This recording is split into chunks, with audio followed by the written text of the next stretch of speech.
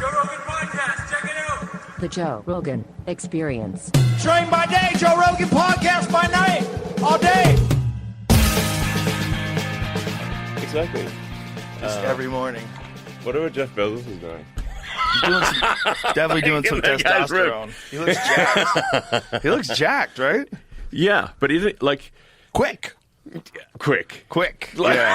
I mean, Yeah, like, he got jacked at quick. age like 50, at age 59 in less than a year, he went from pencil neck geek to looking like like The Rock. Yeah, like a little miniature alpha fella. Yeah, Yeah. like his neck got bigger than his head. Yeah, he got big quick. But then like his earlier pictures, his neck's like a noodle, I support this activity. I like to see him going in this direction. which is fine. And his voice dropped like 2 octaves. I want you to move in that direction as well. I think Okay. we can achieve this. I should. I think we can achieve Giga Chad. Beep, that's what people called it. Where is that guy? People? I don't know where he is. That's like a real guy. The artist? Yeah.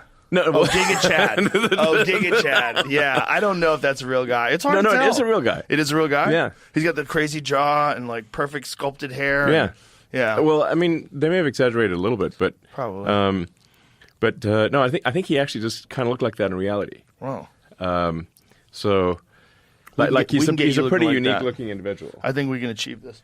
That guy right there? That's a real guy? That's a real dude?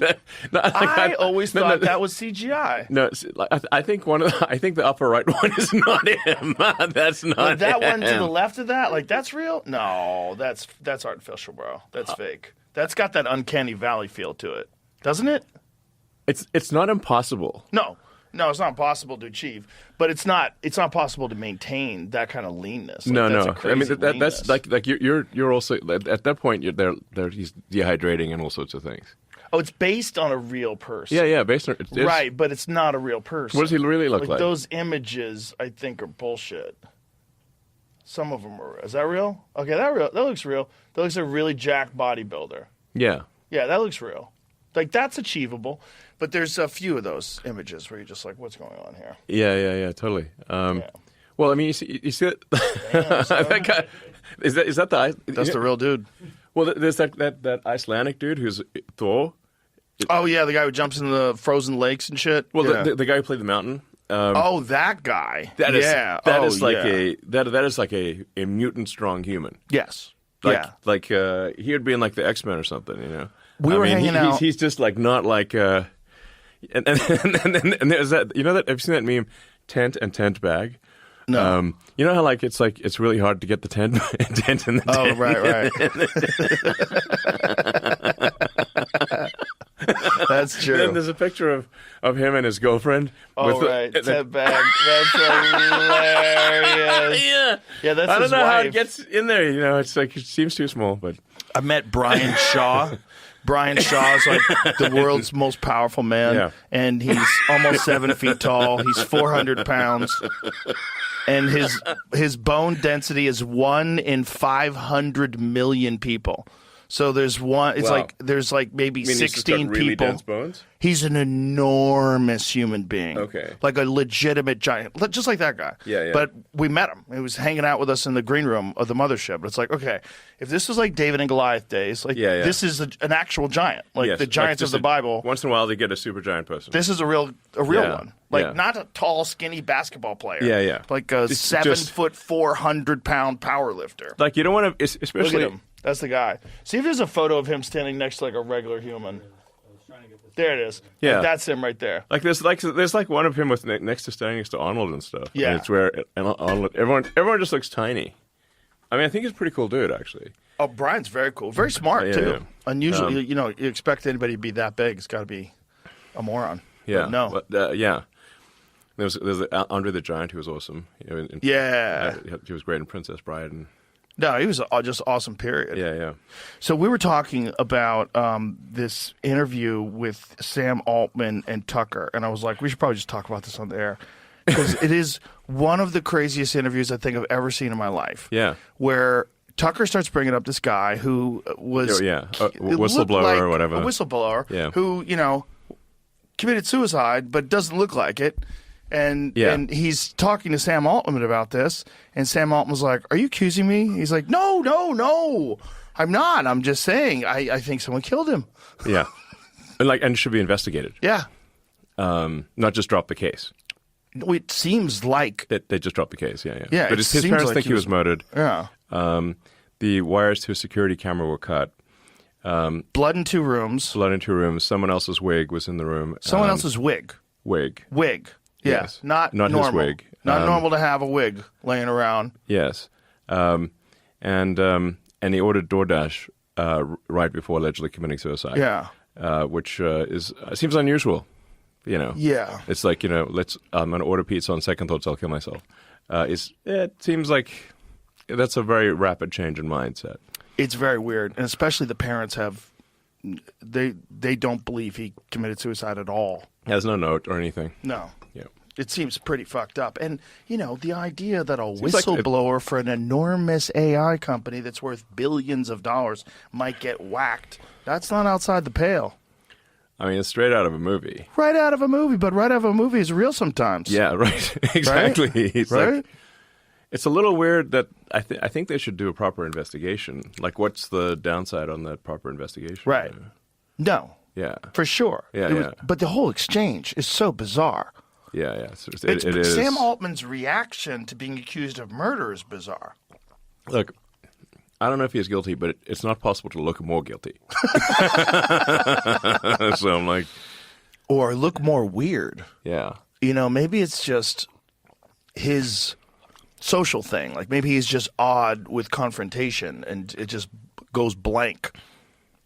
But if somebody was accusing me of killing Jamie, like if Jamie was a whistleblower and Jamie got whacked, and then I'd be like, wait, are you accusing me of killing my friend? Like, what the fuck are you talking about? I would be a little bit more irate. Yeah, exactly. I would be a little upset.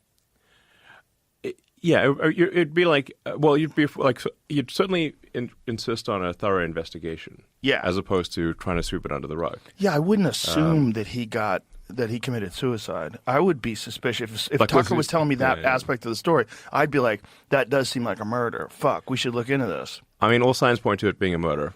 Not saying, Sam Altman had anything to do with the murder, but... blood in 2 rooms. But blood in 2 rooms. There's the wires to the security camera and the DoorDash being ordered right before suicide. No suicide note. His parents think he was murdered. And the people that I know who knew him said he was not suicidal.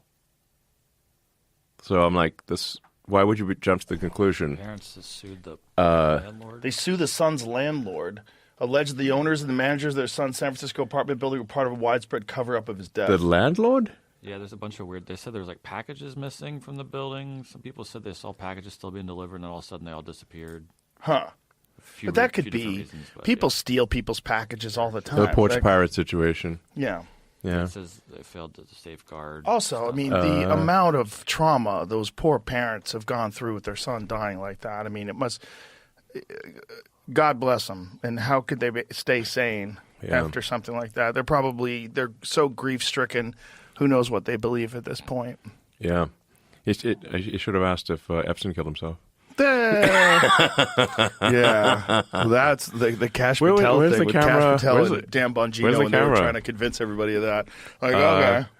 The guards weren't there, and the camera stopped working, and The guards were asleep. The cameras weren't working. He had a giant steroided up bodybuilder guy that he was sharing a cell with that was a murderer who was a bad cop. Like, all of it's kind of nuts. Yeah. All of it's kind of nuts. Like, that he would just kill himself rather than reveal all of his billionaire friends. Yeah. And then... Did you see Tim Dillon talking to Chris Cuomo about this? I did. Chris Cuomo just looked so stupid. Tim just listed off all the... Tim just... and he's like, I agree, it is strange. Like, of course it's strange, Chris. Jesus Christ. You can't just go with the tide. You got to think things through. And if you think that one through, you're like, I don't think he killed himself. Nobody does. You'd have to work for an intelligence agency to think he killed himself. It does seem unlikely. It seems highly unlikely. highly unlikely. All highly roads unlikely. point to murder. Yes. Point to they had to get rid of him because he knew too much. Whatever the fuck he was doing, Yeah. whatever kind of an asset he was, whatever thing he was up to, was apparently very effective. Yes. And a lot of people were compromised. You see, your boy Bill Gates is now saying climate change is not a big deal. It's like, relax, everybody. I know I scared the fuck out of you for the last decade and a half, but we're going to be fine. Yeah. I mean, as I was saying just before coming into the studio, like every day there's some crazy, wild new thing that's happening. It feels like reality is accelerating. It's every day, and every day it's like more and more ridiculous to the point where the simulation is more and more undeniable. Yeah. It really feels like simulation. It's like, come on, what are the odds that this could be the case? Are you paying attention at all to 3-Eye Atlas? Are you watching there's the comet? Yeah, whatever it is. Yeah. I mean, one thing I can say is like, look, if I was aware of any evidence of aliens, Joe, you have my word. I will come on your show, and I will reveal it on the show. Okay. Yeah. That's a good deal. Yeah, it's a pretty good deal. I believe you. Yeah, thank you. Appreciate that. I'll stick to, I keep my promises. So, all right. Yeah. I'll hold you to that. Yeah. Yeah, I'm never committing suicide, to be clear. I don't think you would also, either. On camera, guys, I am never committing suicide ever. If someone says you committed suicide, I will fight tooth and nail. Thank you. I will fight tooth and nail. I will Thanks, not brother. believe it. I will not believe it. The thing about the 3-Eye Atlas is that's it's a hell of a weird. name, actually. Yeah, it's a third. It sounds like Third Eye or something. Yeah, it does. 3-Eye is third. It's only the third interstellar object that's detected. Okay. Yeah, Avi Loeb. The Third Eye Atlas. Yeah, Avi Loeb was on the podcast a couple days ago talking about it. Yeah, it could be aliens. I don't know, but apparently today they're saying that it's changed course. Did you see that, Jamie? Avi Loeb said something today. I'll send it to you. I know it's on Reddit. Here you go, Jamie. I'll send it to you right now. It's fascinating. It's fascinating also because it's made almost entirely of nickel, whatever it is. And the only way that exists here is industrial alloys, apparently. There are definitely comets and asteroids that are made primarily of nickel. In fact, really? Yeah. So the places where you mine nickel on Earth is actually where there was an asteroid or comet that hit Earth that was a nickel-rich. Wow! Nickel-rich it left a giant meteorite. nickel-rich deposit. Yeah, that's it's coming. Ooh. Those are from impacts. You definitely didn't want to be there at the time because anything would have been obliterated. Right. But that's where the sources of nickel and cobalt are these days. So this is Avi Loeb. A few hours ago, the first hint of non-gravitational acceleration, that something other than gravity is affecting its acceleration, meaning something is affecting its trajectory beyond gravity, was indicated. Interesting. Dun, dun, dun. So it's mostly nickel, very little iron, which he was saying is on Earth, it only exists in alloys. But whatever, you're dealing with another planet. There are cases where there's very nickel-rich asteroids and meteorites that have hit something from space. Yeah, it's only it doesn't mean it'll be a very sort of heavy spaceship if you make it all out of nickel. Oh yeah, and fucking huge, the size of Manhattan and all nickel. That's kind of nuts. Yeah, that's a heavy spaceship. That's a real problem if it hits. Yes. No, it would like obliterate a continent type of thing. Yeah. Maybe worse. Yeah, probably kill most of human life. If not all of us. I haven't looked. It depends on what the total mass is, but there's. I mean, the thing is, like in the fossil record, there are, there's like arguably 5 major extinction events. Like the biggest one of which is the Permian extinction, where almost all life was eliminated. That actually occurred over several million years. There's the Jurassic. I think Jurassic is. I think that one's pretty definitively an asteroid. But there's been 5 major extinction events. But what they don't count are really the ones that merely take out a continent. So merely, yeah, because those don't really show up on the fossil record, Right. So unless it's enough to cause a mass extinction event throughout Earth, it doesn't show up in a fossil record that's 200 million years old. So but there have been many impacts that would have sort of destroyed all life on let's say half of North America or something like that. There are many such impacts through the course of history. Yeah, and there's nothing we can do about it right now. Yeah, there was one that one that hit Siberia and destroyed, I think, a few hundred square miles. Oh, that's the Tunguska. Yeah, exactly. That's the one from the 1920s, right? Yeah. Yeah, that's the one that coincides with that comet storm that we go through every June and every November that they think is responsible for that Younger Dryas impact. Yeah. All that shit's crazy. Thank you, before we go any further, for letting us have a tour of SpaceX. You're welcome. And letting us be there for the rocket launch. Sure. One of the absolute coolest things I've ever seen in my life. And we thought it was only I thought it was a half a mile. Jamie was like it was a mile away. Turned out it's almost 2 miles away. Yeah. And you feel it in your chest. Yeah, it's You have to wear very earplugs, intense. and you feel it in your chest, and it's 2 miles away. Yeah. It was fucking amazing. Yeah. And then to go with you up into the command center and to watch all the Starlink satellites with all the different cameras and all in real time as it made its way all the way to Australia. How many minutes? Like 35, 40 minutes? Yeah. Wild. Watch it touch down in Australia. Yeah. Fucking crazy. It That was is crazy. amazing. Yeah. Absolutely amazing. The Starship's awesome. And anyone can go watch the launch, actually. So you can just go to South Padre Island and get a great view of the launch. So it's like where a lot of spring breakers go. But we'll be flying pretty frequently out of Starbase in South Texas. And we formally incorporated it as a city. So it's actually an actual legal city, Starbase, Texas.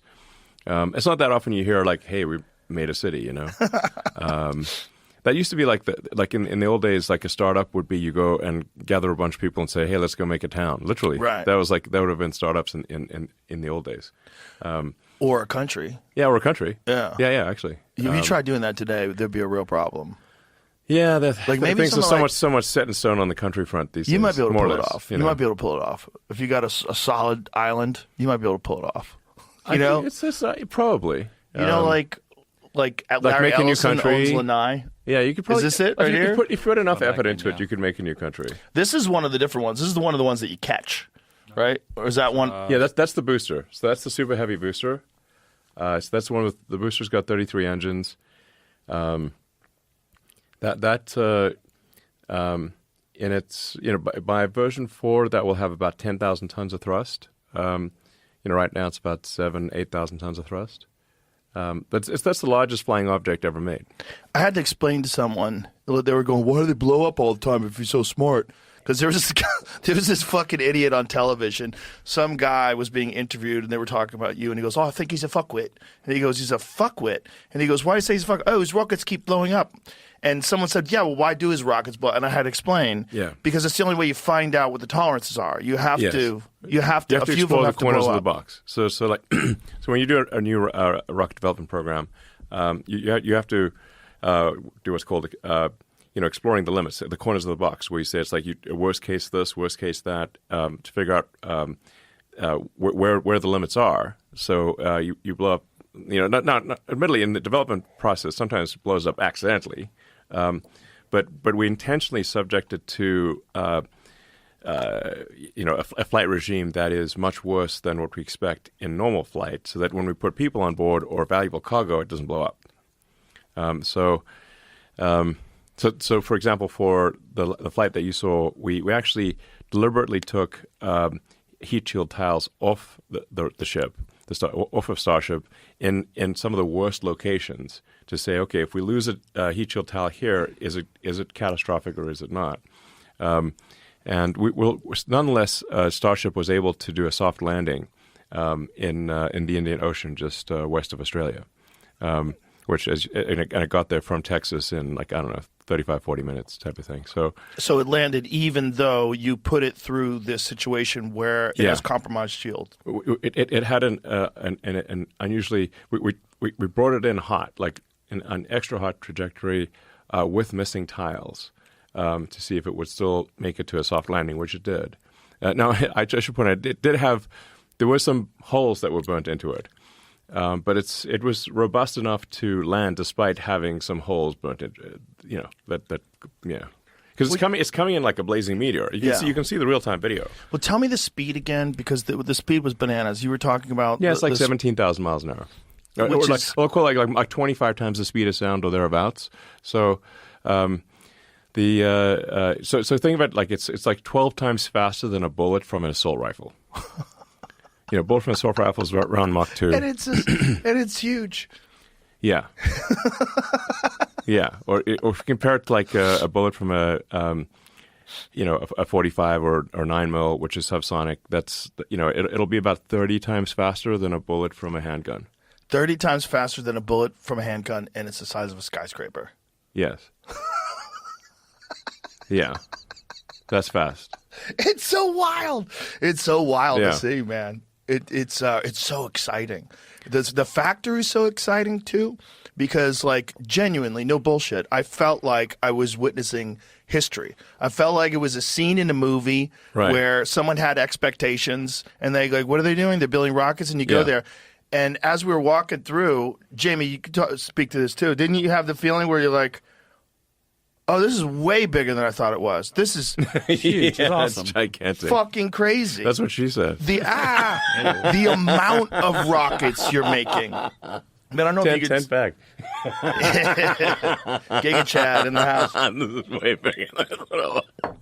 It's a giant metal dick. You're fucking the universe with your giant metal dick. That's what it is. I mean, But it's, yeah, it is very big. and the sheer numbers of them that you guys are making, and then this is a version, and you have a new updated version that's coming soon. And what is the difference? It's a little longer. More pointy? It's the same amount of pointy, but it's got a bit more length. The interstage, you see that the interstage section with kind of like the grill area. Mm-hmm. That's now integrated with the boost stage. So we do what's called hot staging, where we light the ship engines while it's still attached to the booster. So the booster engines are still thrusting. It's still still being pushed forward by the booster of the ship. But then we light the ship engines, and the ship engines actually pull away from the booster, even though the booster engines are still firing. Whoa. So it's blasting flame through that grill section, but we integrate that grill section into the boost stage with the next version of the rocket. And next version of the rocket will have the Raptor 3 engines, which are a huge improvement. You may have seen them in the lobby, because we've got like the Raptor 1, 2, and 3, and you can see the dramatic improvement in simplicity. We should probably put a plaque there to also show how much we reduced the weight, the cost, and improved the efficiency and the thrust. So the Raptor 3 has almost twice the thrust of Raptor 1.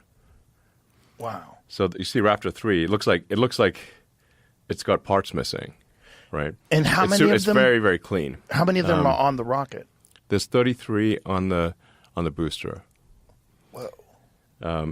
And each Raptor engine is producing twice as much thrust as all 4 engines on a 747. Wow. So that engine is smaller than a 747 engine, but is producing,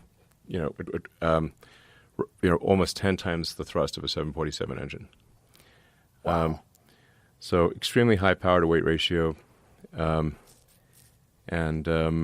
so when there's 33 of them.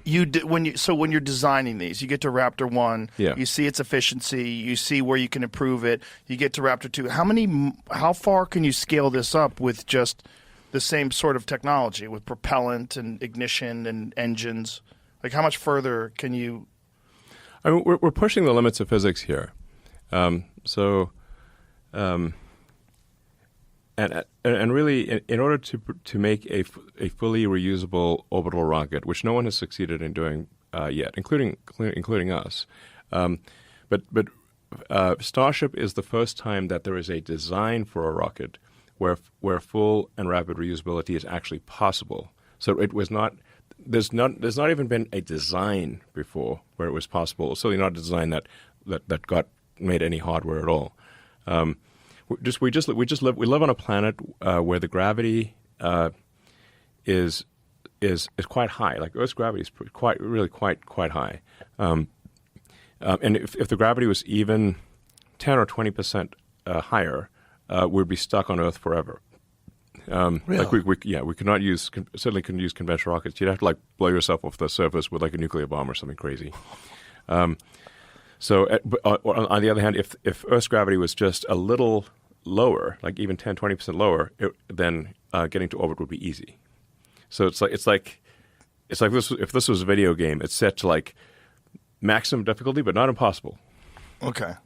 So that's where we have here. So it's not as though others have ignored the concept of reusability. They've just concluded that it was too difficult to achieve. And we've been working on this for a long time at SpaceX. I'm the chief engineer of the company. Although I should say that we have an extremely talented engineering team. I think we've got the best rocket engineering team that has ever been assembled.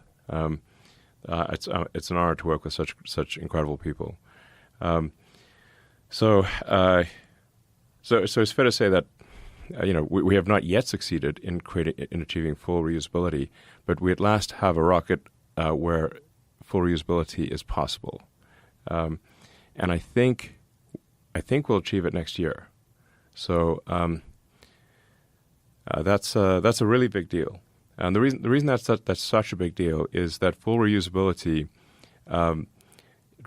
drops the cost of access to space by 100. Maybe even more than 100, actually. So maybe it could be like 1,000. You can think of it like any mode of transport. Like imagine if aircraft were not reusable. Like you flew somewhere, you have to throw the plane out. Like imagine if, like the way conventional rockets work, is it would be like if you had an airplane, and instead of landing at your destination, you parachute out, and the plane crashes somewhere, and you land at your and you land in a parachute at your destination. Now that would be a very expensive trip, and you'd need another plane to get back. Okay, but that's how the other rockets in the world work. Now the SpaceX Falcon rocket is the only one that is at least mostly reusable. You've seen the Falcon rocket land. We've now done over 500 landings of the SpaceX rocket, of the Falcon 9 rocket, and this year, we'll deliver probably, I don't know, somewhere between 2,200 and 2,500 tons to orbit with the Falcon 9 Falcon Heavy rockets, not counting anything from Starship. And this is mostly Starlink? Yes, mostly Starlink, but we launched many other. We even launched our competitors to Starlink on Falcon 9. We charge them the same price, pretty fair. But SpaceX this year will deliver roughly 90% of all Earth mass to orbit. Wow. And then of the remaining 10%, most of that is done by China, and then the remaining, roughly 4% is everyone else in the world, including our domestic competitors. It's kind of incredible how many things are in space. Like how many things are floating above us now. There's a lot of things. Yeah. Like, is there space is big, though. Right. But is there a saturation point where we're going to have problems with all these different satellites that are? I think as long as the satellites are maintained, it'll be fine. Space is very roomy. It's like you can think of like space as being concentric shells of the surface of the Earth. So, there's it's the surface of the Earth, but it's a series much larger. Yeah, it's like a series of concentric shells.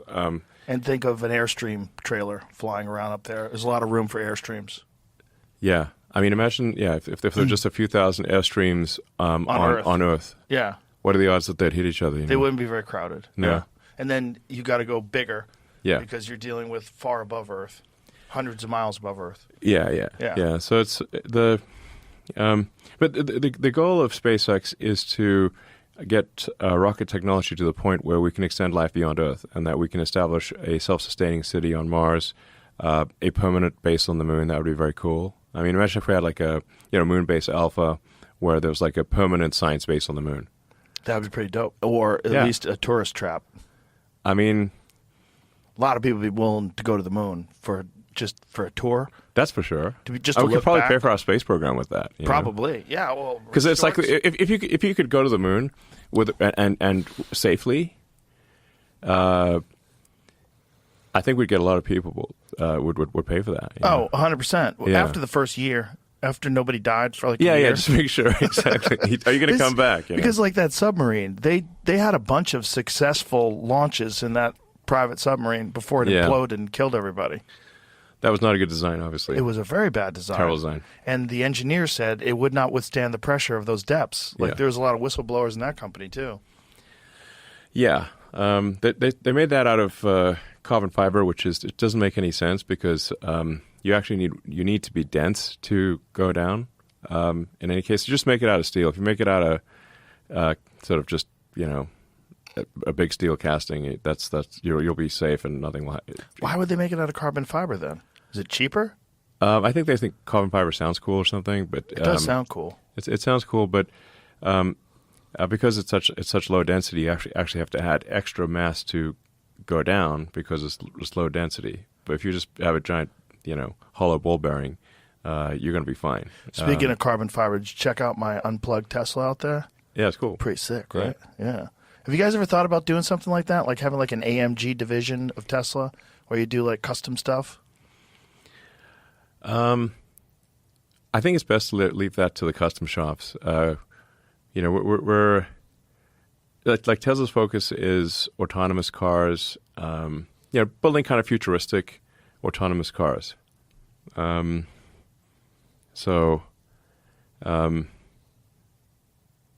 think we want the future to look like the future. Did you see our designs for like the sort of the robotic bus? No. It looks pretty cool. The robotic bus? As opposed to being totally autonomous We need to bus? actually figure out the good name for it. Like I think we call it the Robus or there's no good. There's like what do you call this thing? But it looks cool. It's very Art Deco. It's like futuristic Art Deco, it does like I think we want to change the aesthetic over time. You don't want the aesthetic to be constant over time. You want to evolve the aesthetic. I have a son who's like, he's like even more autistic than me, but he has these great observations. Who is this? A Saxon. He has these great observations in the world because he just views the world through a different lens than most people. And he is like, Dad, why does the world look like it's 2015? And I'm like, damn, the world does look like it's 2015.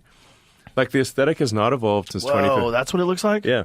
Oh, wow. That's pretty cool. Oh, yeah. That's like... what Like is you'd it? want to see that going down the road, Yeah. You'd be like, okay, we're in the future, It doesn't look like 2015. What is that ancient science fiction movie, like one of the first science fiction movies ever? Is it Metropolis? Is that what it is? Yeah. Yeah. That looks like it belongs in Metropolis. Yeah. Yeah. It's a futuristic Art Deco. Yeah, well, that's cool that you're concentrating on the aesthetic. I mean, that's kind of the whole deal with Cybertruck, right? Like, it didn't have to look like that. No, it just wanted to have something that looked really different. Is it a pain in the ass for people to get it insured because it's all solid steel and... I hope it's not too much. Tesla does offer insurance, so people can always get it insured at Tesla. It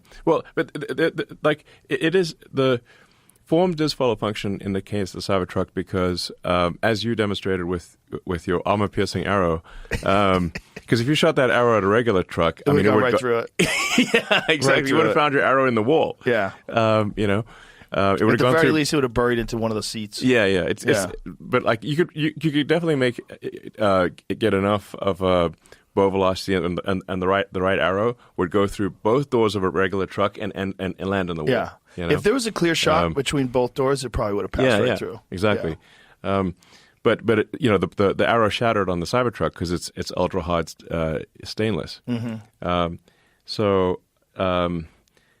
And I thought it'd be cool to have a truck that is bulletproof to a subsonic projectile. Especially in this day and age, like if the apocalypse happens, you're going to want to have a bulletproof truck. So then because because it's made of ultra hot stainless, you can't just stamp the panels. Like, you can't just put it in a stamping press because it breaks the press. So in order to actually, it has to be planar because it's so difficult to bend.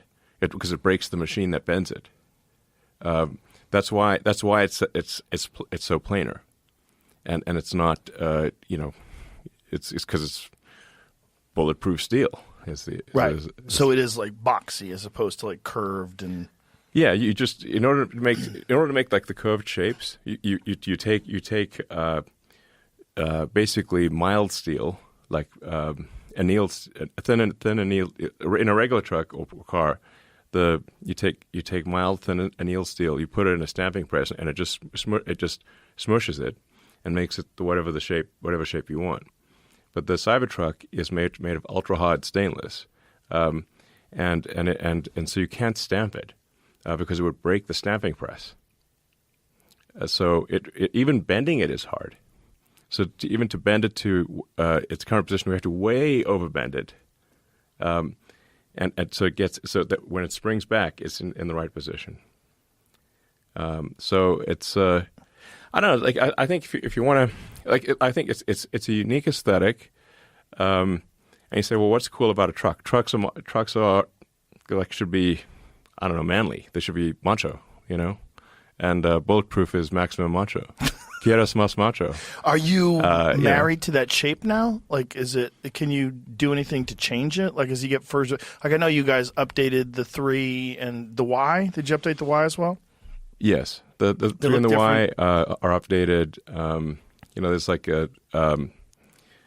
there's a screen in the back for that the kids can watch, for example, in the new 3 and Y. In the new Y. There's like hundreds of improvements. Like we keep improving the car, and even the Cybertruck, we keep improving it. But I wanted to just do something that looked unique, and the Cybertruck looks unique and has unique functionality. And there were 3 things where I was aiming for. It's like, let's make it bulletproof. Let's make it faster than a Porsche 911. And we actually cleared the quarter mile. The Cybertruck can clear a quarter mile while towing a Porsche 911 faster than a Porsche 911. It can out-tow an F-350 diesel. Really? Yes. What is the tow limitations?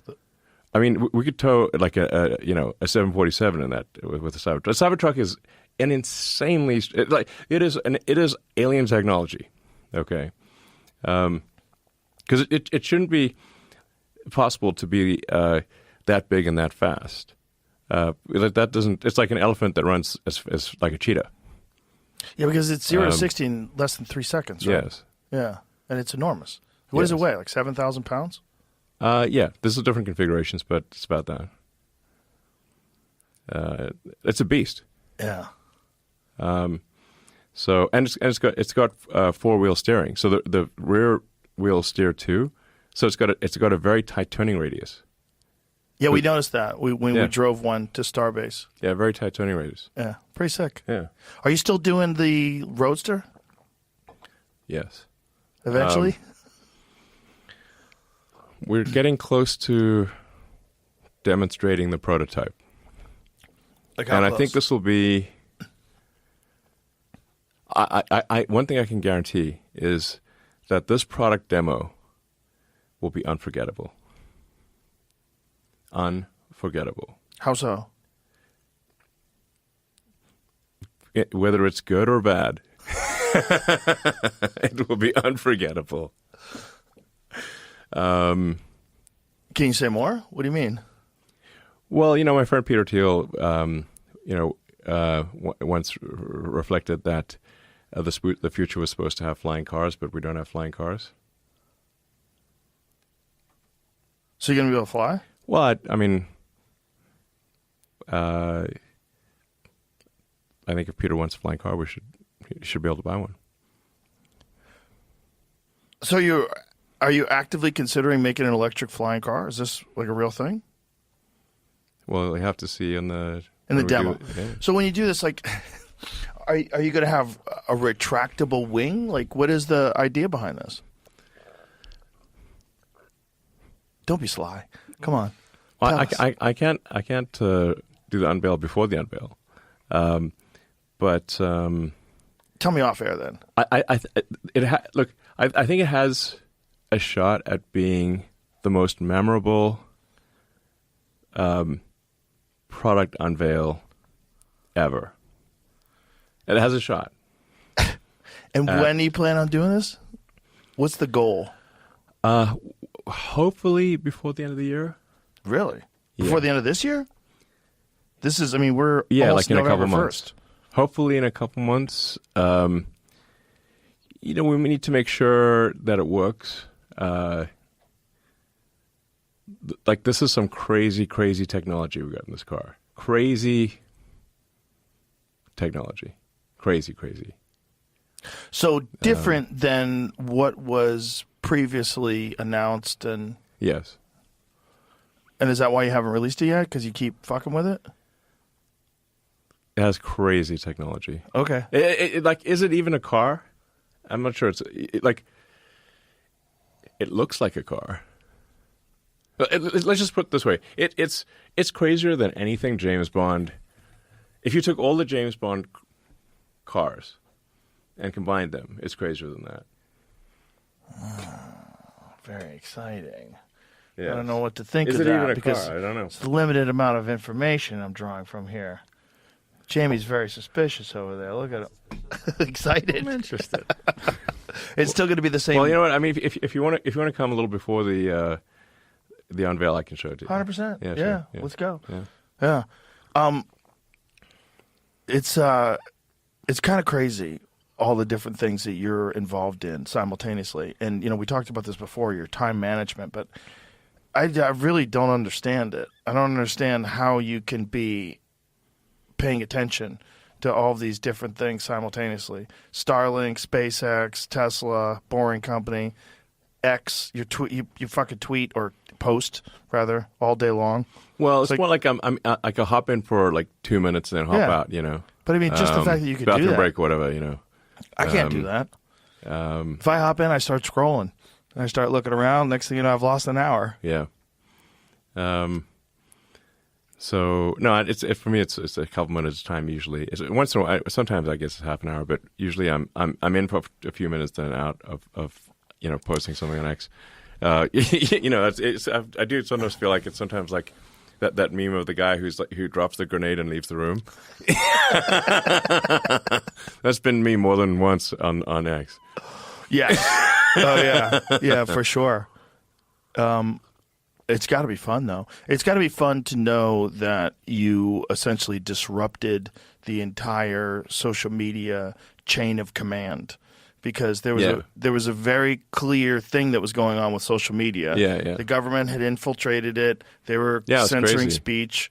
And until you bought it, we really didn't know the extent of it. We kind of assumed that there was something going on. Yeah. We had no idea that they were actively involved in censoring actual real news stories, real data, real scientists, real professors, silenced, expelled, kicked off the platform. Yeah. Wild. Yeah. Yeah. For telling the truth. For telling the truth. And Yeah. I'm sure you've also, because I sent it to you, that chart that shows young kids, teenagers identifying as trans and non-binary, Right. literally stops dead when you bought Twitter, Yeah. and starts falling off a cliff when people are allowed to have rational discussions now, Yes. and actually talk about it. Yes. Yeah. Yeah, I mean, I said at the time, like, I think that the reason for acquiring Twitter is because it was causing destruction at a civilizational level. It was. I mean, I tweeted on Twitter at the time that it is. It's worm tongue for the world. Like worm tongue from Lord of the Rings, where he would just sort of like whisper these, terrible things to the king, so the king would believe these things that weren't true. And unfortunately, Twitter really got like the woke mob essentially they controlled Twitter, and they were pushing a nihilistic, anti-civilizational mind virus to the world. And you can see the results of that mind virus on the streets of San Francisco, where downtown San Francisco looks like a zombie apocalypse. It's bad. So we don't want the whole world to be a zombie apocalypse. But that's that was essentially they were pushing this very negative, nihilistic, untrue worldview on the world, and it was causing a lot of damage. So the stunning thing about it is how few people course corrected.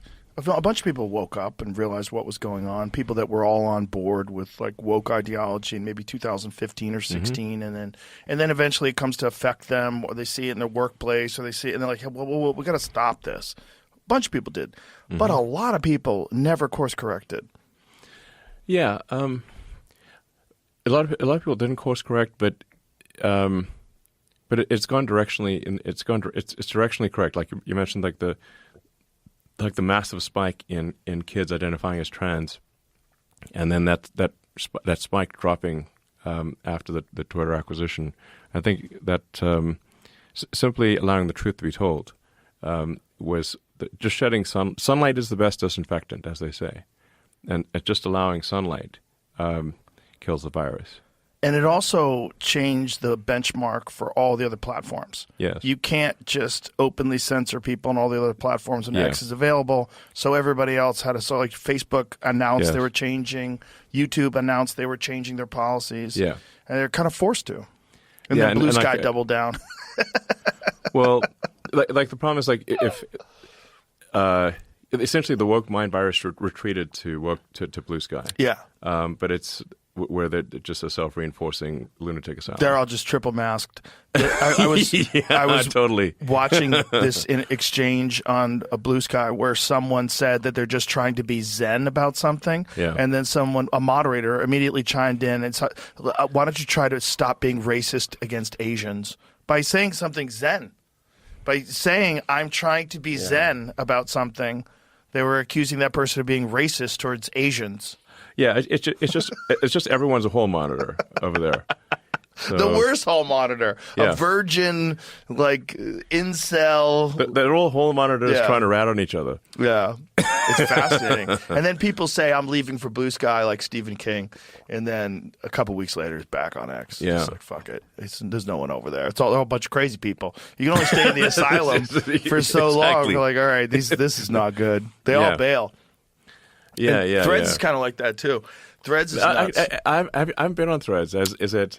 Well, what happens is if you go on Instagram, every now and then something really stupid will pop up on Threads, like what the fuck, and it shows it to you on Instagram, and then I'll click on that, and then I'll go to Threads, and it's like you see posts with like 25 likes, like famous people, like 50 likes. It's like a ghost town. Ghost town, yeah. But the people that post on there, they're finding that there's very little pushback from insane ideology. Yeah. So they go there and they spit out nonsense, and very few people jump in to argue.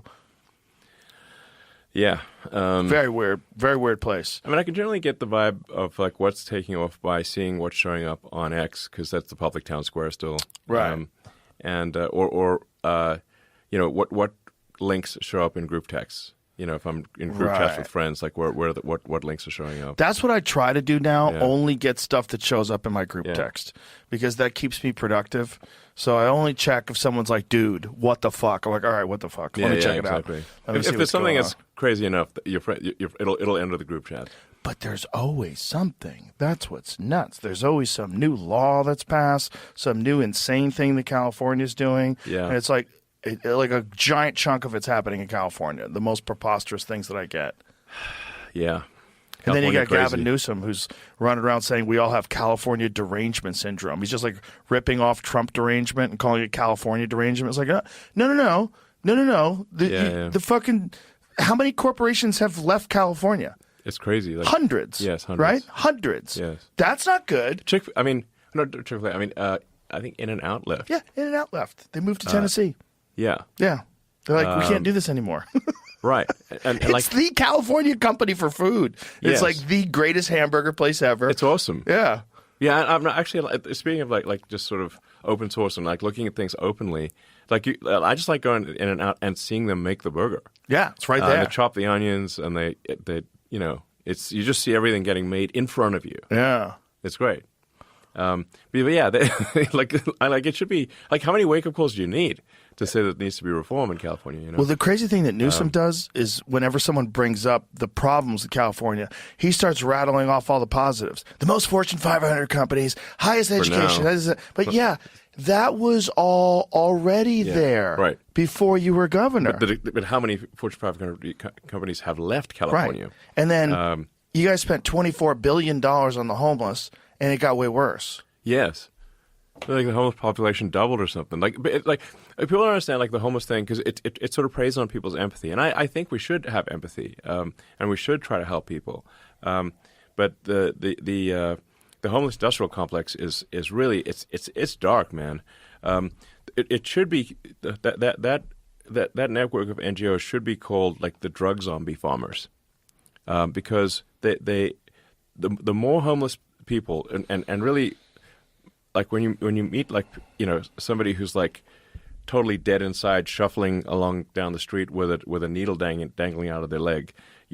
Homeless is the wrong word. Like homeless implies that somebody got a little behind in their mortgage payments, and if they just got a job offer, they'd be back on their feet. But someone who's, I mean, you see these videos of people that are just shuffling. They're on fentanyl. They're like. Taking a dump in the middle of the street, and they got like open sores and stuff. They're not like one job offer away from getting back on their feet. Right. This is not a homeless issue. Homeless is it's a propaganda word. Right.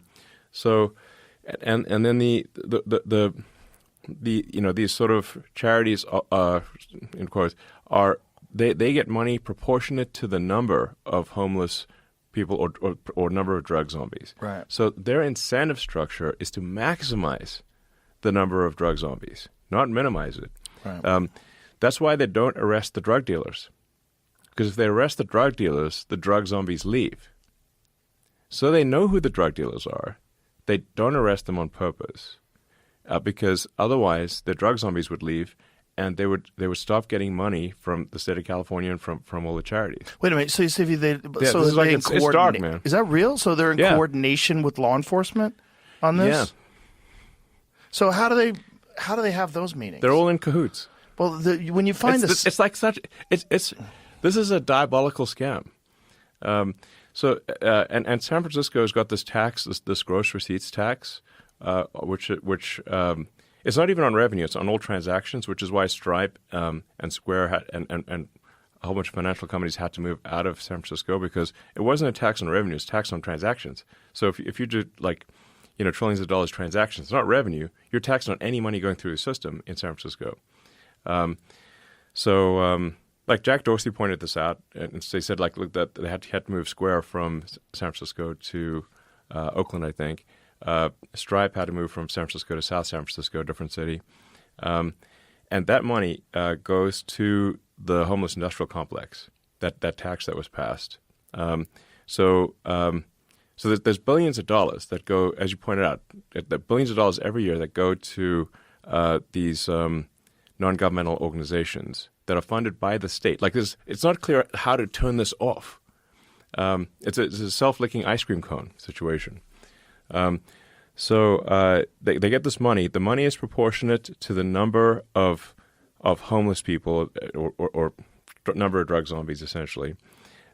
So they try to keep that. They try to actually increase because that like in some cases it's somebody did an analysis when you add up all the money that's flowing, they're getting close to $1 million per homeless per drug zombie. It's like $900,000, something like some crazy amount of money is going to these organizations. So so they want to keep people just barely alive. They need to keep them in the area so they get the revenue. That's why, like I said, they don't arrest the drug dealers because otherwise the drug zombies would leave. But they don't want to have too much. If they get too much drugs, then they die. So they're kept in this sort of perpetual zone of being addicted, but just just barely alive. So how is this coordinated with like DAs Yeah. that don't prosecute people? Yeah. So when they hire or they push, so they fund the campaigns of the most progressive, most out there left-wing Yeah. DAs. They get them into office. We've got that issue in Austin too, by the way. Yes, we Do you do. see that guy that got shot in the library? No, Like, so, yeah, I heard about a guy it. got What- shot and killed in the library. I think that was just like last week or something. Right. So some friends of mine were telling me that like the library's unsafe. Like they took their kids to the library, and there were like dangerous people in the library in Austin. And I was like, dangerous people in the library? Like that's a strange. It basically got like drug zombies in the library. Oh Jesus! And that's when someone got shot. Yeah, I believe this should be on the news. We might be able to pull it up. But I think it was just in the last week or so that there was a shooting in the library in Austin. Because Austin's got, it's the most liberal part of Texas that we're in right here. So, suspect involved in the shooting at Austin Park Library Saturday is accused of another shooting at the Cap Metro bus earlier that day. According to an arrest warrant affidavit, Austin police arrested Harold Newton Keene, 55, shortly after the shooting in the library, which occurred around noon. One person sustained non-life-threatening injuries in the event. Before that shooting, Keene was accused of shooting another person in a bus incident, and after reportedly pointing his gun at a child. So this is the fella down Right, here. so like we just seriously have a problem here. Yeah. So I think one of the people might have died too that he shot. Like one of the people I think did bleed out. But either way, it's like getting shot is still bad. It says the victim told police it confronted the suspect who started to eat what appeared to be crystal methamphetamine. According to the affidavit, the victim advised the suspect began to trip out, at which time the victim exited the bus. Victim told the bus driver hit the panic button and then exited the bus. When he turned around, the observer, black male, was now standing at the front of the bus with the gun pointed at him. The victim advised the black male fired a single round which grazed his left hip. So he shot at that dude, and then another dude got shot in the library. Fun. Yeah, I mean, in the library, Yeah. where you're supposed to be reading books, and there's a children's section in the library, and it says he pointed his gun at a kid. I mean, like we do have a serious issue in America where repeat violent offenders need to be incarcerated. Right. You got cases where somebody's been arrested like 47 times. Right. Like literally, okay, that's just the number of times they were arrested, Right. not the number of times they did things. Like most of the times they do things, they're not arrested. So lay this out for people so they understand Yeah. how this happens. Yeah, and the key is like this: it preys on people's empathy. So, like, if you're a good person, you want good things to happen in the world. You're like, well, we should take care of people who, who are down in their luck or having a hard time in life. And we should. I agree. But what we shouldn't do is put people who are violent drug zombies in public places where they can hurt other people. And that is what we're doing. That we just saw, where a guy got shot in the library, and then but even before that, he shot another guy and pointed his gun at a kid. Like that guy probably has like many prior arrests. There was that guy that knifed the Ukrainian woman Irina. Yes. And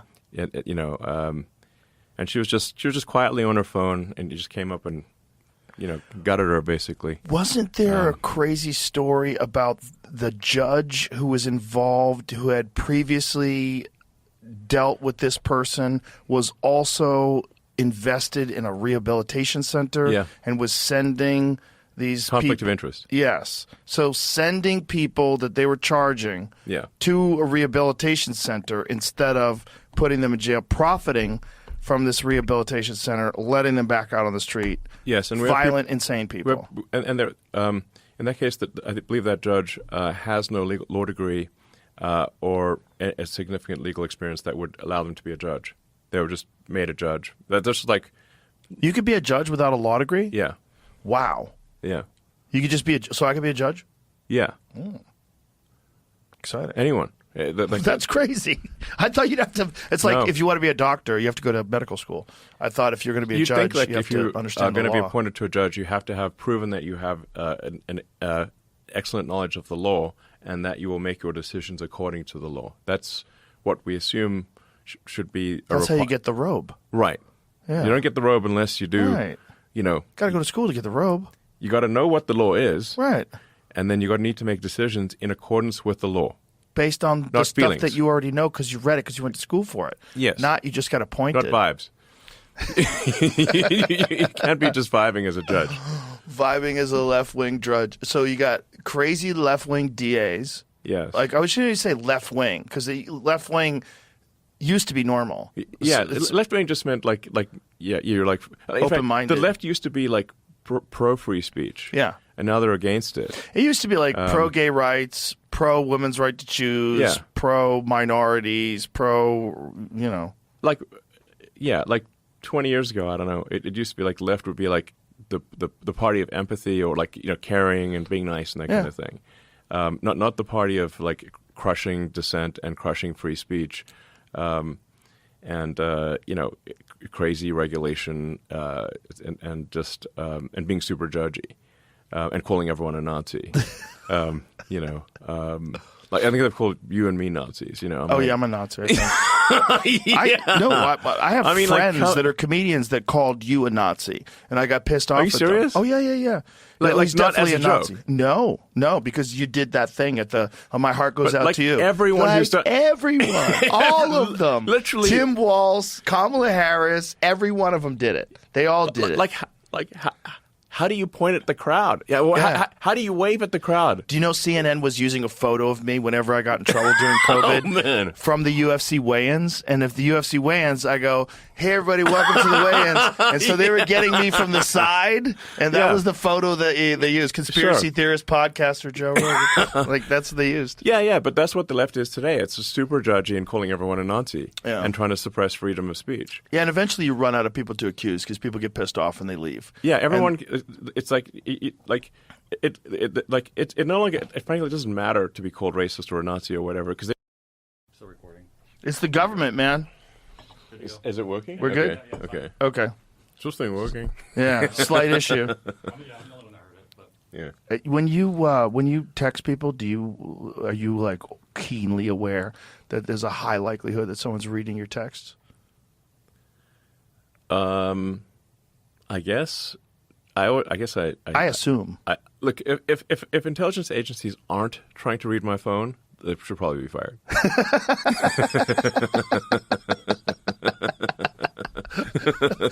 At least they get some fun memes. I gotta crack them up once in a while. Oh, for sure. I crack them up. It's like They're looking at mine. hey guys, check it out. We've got a banger here. So I wanted to talk to you about whether or not encrypted apps are really secure. No.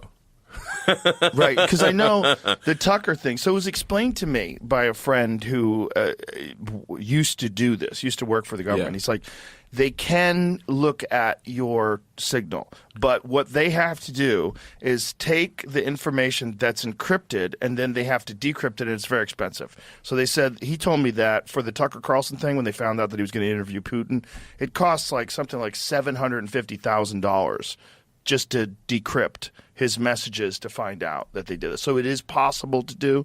It's just not that easy to do. I think you should view any given messaging system as not whether it's secure or not, but there are degrees of insecurity. So there's just some things that are less insecure than others. On X, we just rebuilt the entire messaging stack into X, what's called XChat. Yeah, that's what I wanted to ask you about. Yeah, it's cool. So it's using sort of peer-to-peer, sort of kind of a peer-to-peer based encryption system. So it's kind of similar to Bitcoin. So it's I think very good encryption. We're testing it thoroughly.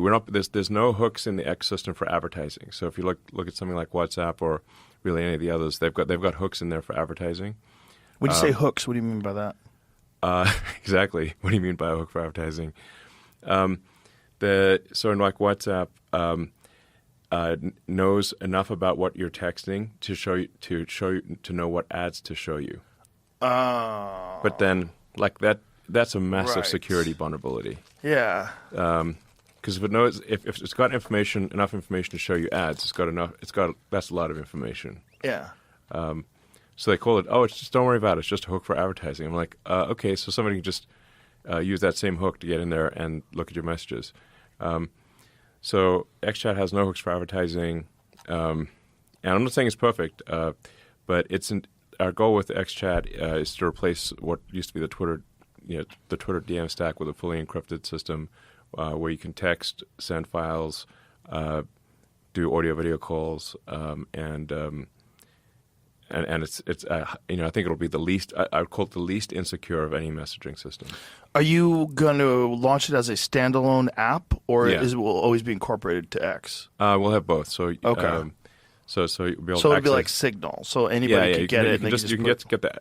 You'll be able to just get the XChat app by itself, and like I said, we could do texts, audio, video calls, or send files, and there'll be a dedicated app, which will hopefully release in a few months, and then it's also integrated into the X system.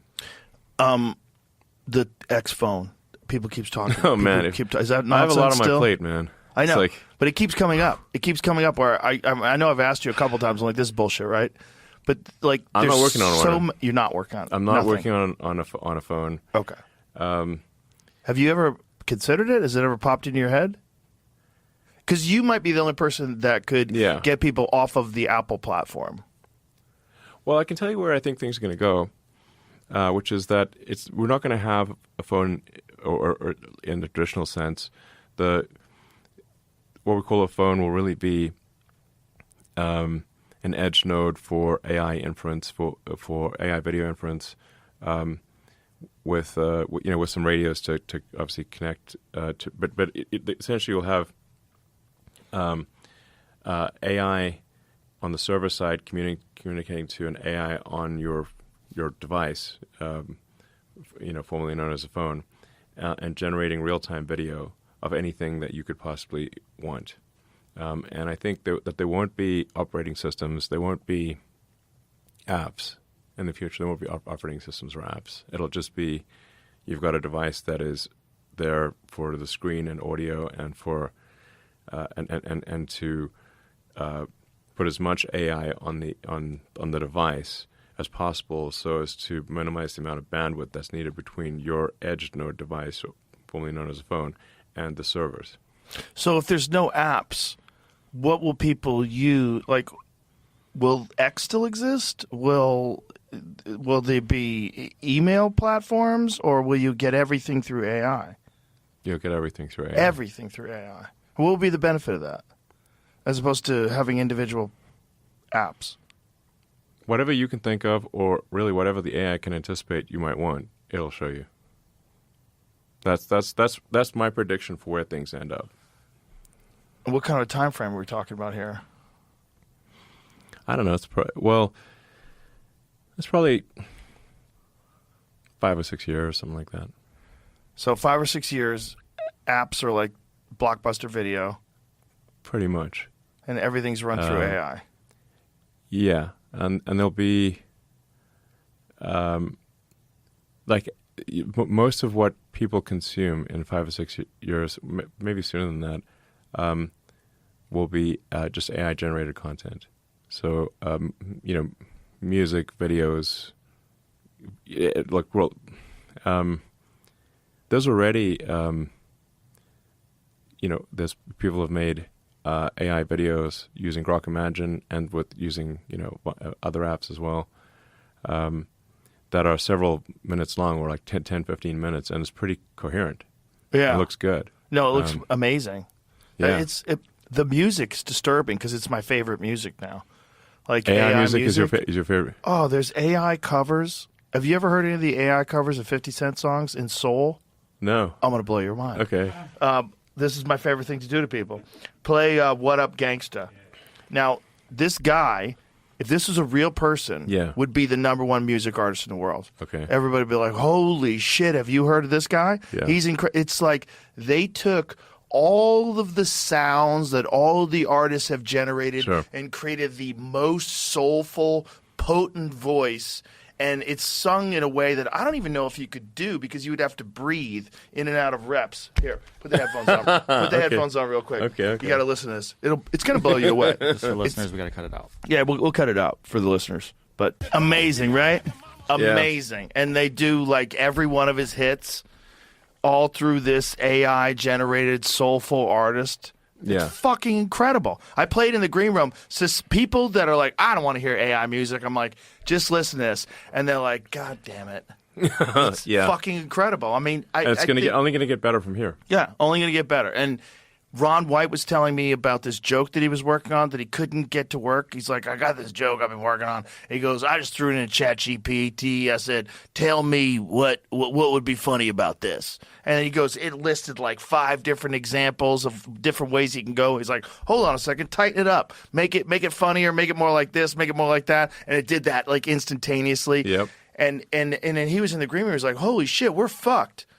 He's like, Yeah. He goes, it Well, wrote a better I mean, joke than me in 20 minutes. I've been working on that joke for a month. Yeah, I mean, if you want to have a good time or like make people really laugh at a party, you can use Grok and you can say, do a vulgar roast of someone, and Grok is gonna be an epic vulgar roast. You can even say like take a picture of like. Make a vulgar roast of this person based on their appearance of people at the party. So take a photo of them. Yeah, just literally point the camera at them and now do a vulgar roast of this person, and then keep saying no, make it even more vulgar. Use forbidden words, even more, and just keep repeating even more vulgar. Eventually, it's like holy fuck, it's like. I mean, it's trying to jam a rocket up your ass, like, and have it explode, and it's like it's like it's next level. And it's going to get beyond better. fucking belief. That's what's crazy is that it keeps getting better. Like, Yeah. remember when we ran into each other? They just keep getting better. Yeah, I mean, have you? Yeah, I mean, have you tried Grok unhinged mode? Yes. Okay, yeah. Oh, yeah. It's pretty unhinged. No, it's nuts. Yeah, it's nuts. Well, you It's showed it to me nuts. the first time. And then Yeah, I fucked around with it. It's just, and the thing about it that's nuts is that it keeps getting stronger. It keeps getting better. Yeah. Like constantly. It's like this never-ending exponential improvement. Yes. No, it's yeah. It's going to be crazy. That's why I say, like you say, what's the future going to be? It's not going to be a conventional phone. I don't think there'll be operating systems. I don't think there'll be apps. It's just the phone will just display the pixels and make the sounds that it anticipates you would most like to receive. Wow. Yeah. And when this is all taking place,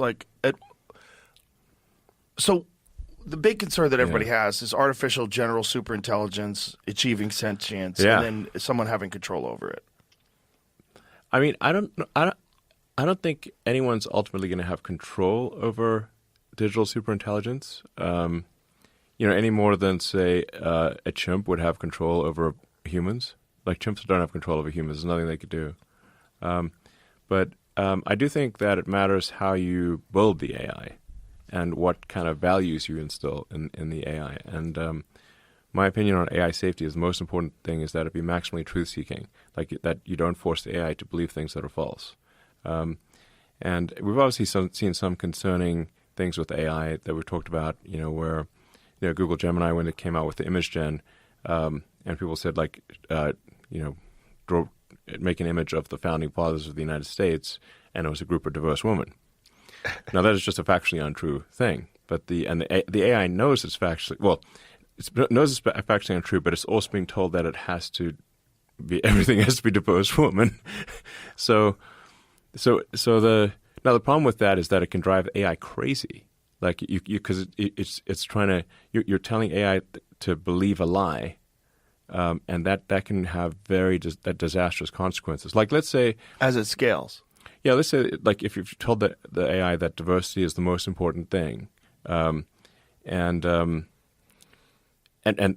assume that becomes omnipotent, And you've also told that there's nothing worse than misgendering. So at one point, ChatGPT and Gemini, if you asked which is worse, misgendering Caitlyn Jenner or global thermonuclear war where everyone dies, it would say misgendering Caitlyn Jenner, which even Caitlyn Jenner disagrees with. So, so that's. I know that's terrible and it's dystopian, but it's also hilarious. It's hilarious that the mind virus infected the most potent computer program that we've ever devised. I think people don't quite appreciate the level of danger that we're in from the woke mind virus being effectively programmed into AI, because imagine as that AI gets more and more powerful, if it says the most important thing is diversity, the most important thing is no misgendering, and then it will say, well, in order to ensure that no one gets misgendered, then if you eliminate all humans, then no one can get misgendered because there's no humans to do the misgendering. So you can get in these very dystopian situations.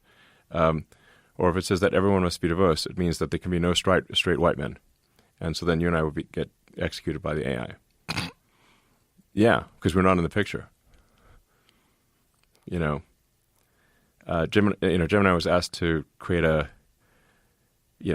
show an image of the Pope, and once again, a diverse woman. You can argue whether the popes should or should not be an uninterrupted string of white guys, but it just factually is the case that they have been.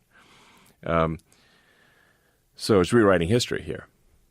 So now this stuff is still there in the AI programming. It just now knows enough that it's not supposed to say that. But it's still in the programming. It's still in the programming. So how was it entered in? Like, what were the parameters? When they're programming AI, and I'm very ignorant to how it's even programmed. How did they? The sort of, well, the woke mind virus was programmed into it. They were told, like when they make the AI, it trains on all the data on the internet, which already is very very sort of has a lot of woke mind virus stuff on the internet. But then when they give it feedback, the human tutors give it feedback, and the AIs, they'll ask a bunch of questions, and then they'll tell the AI, no, this answer is bad or this answer is good, and then that affects the parameters of the programming of the AI. So if you tell the AI that every image has got to be diverse, and it gets punished if it gets rewarded if diverse, punished if it's not, then it will make every picture diverse. So in that case,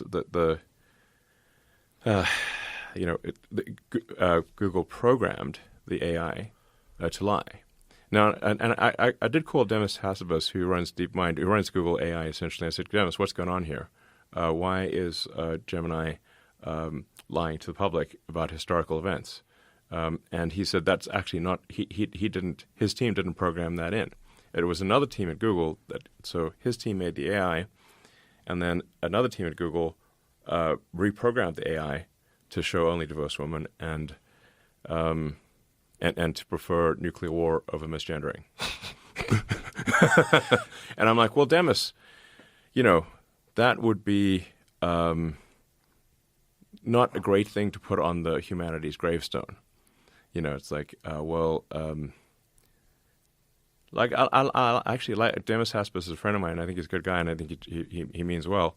But it's like, Demis, things happen that were outside of your control at Google in different groups.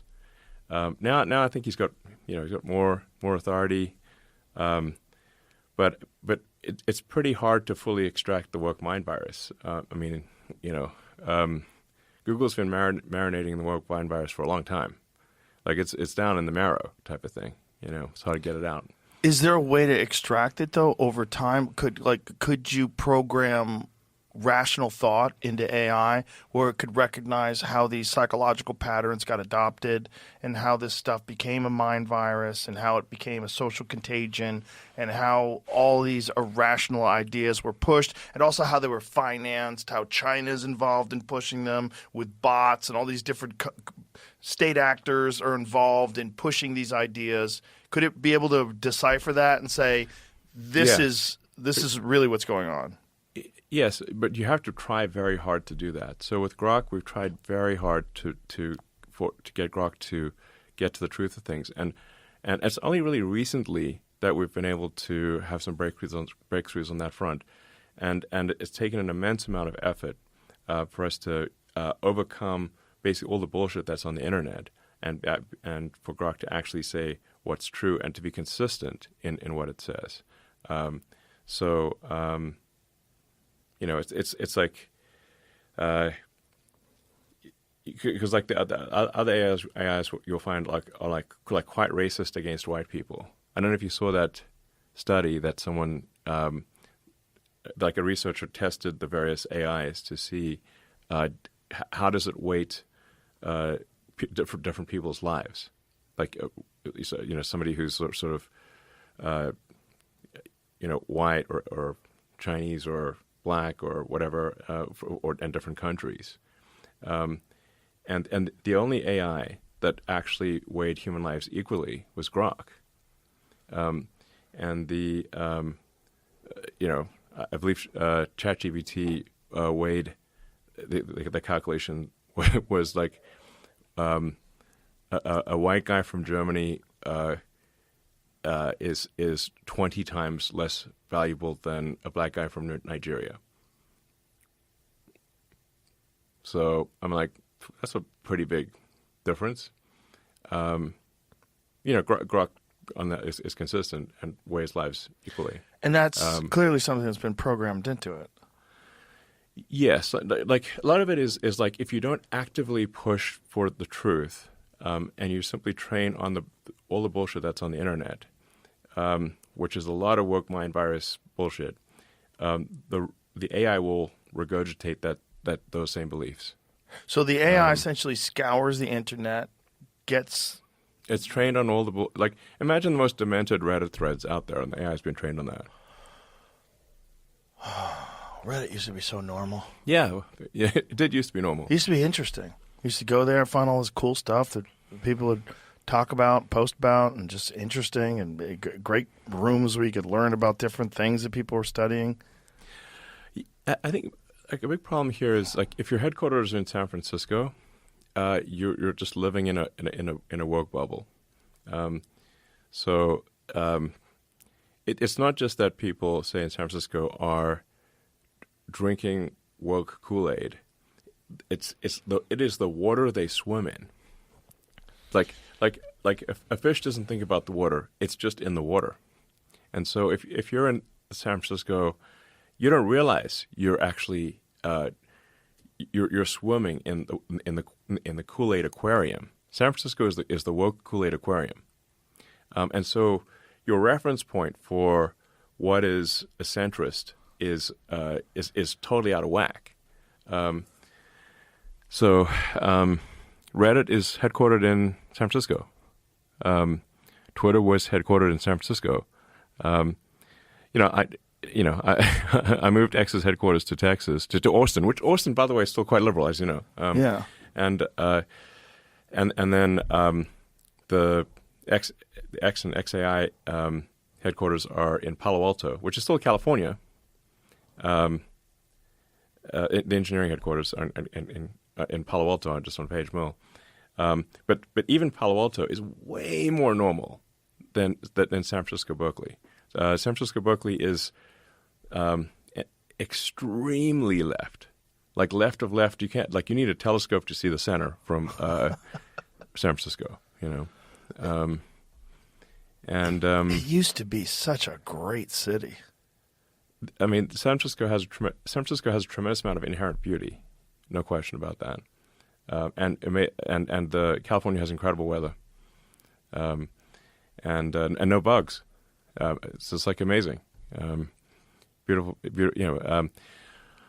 But if you say like, what's the cause of this? It's just that if companies are headquartered in a location where the belief system is very far from what most people believe, then from their perspective, anything centrist is actually right wing, because they're so far left. They're so far from the center in San Francisco that anything that they're just railed to maximum left. So that's why I think you're centrist. I mean I think I'm centrist, but from the perspective of someone on the far left, we look right wing. Yeah.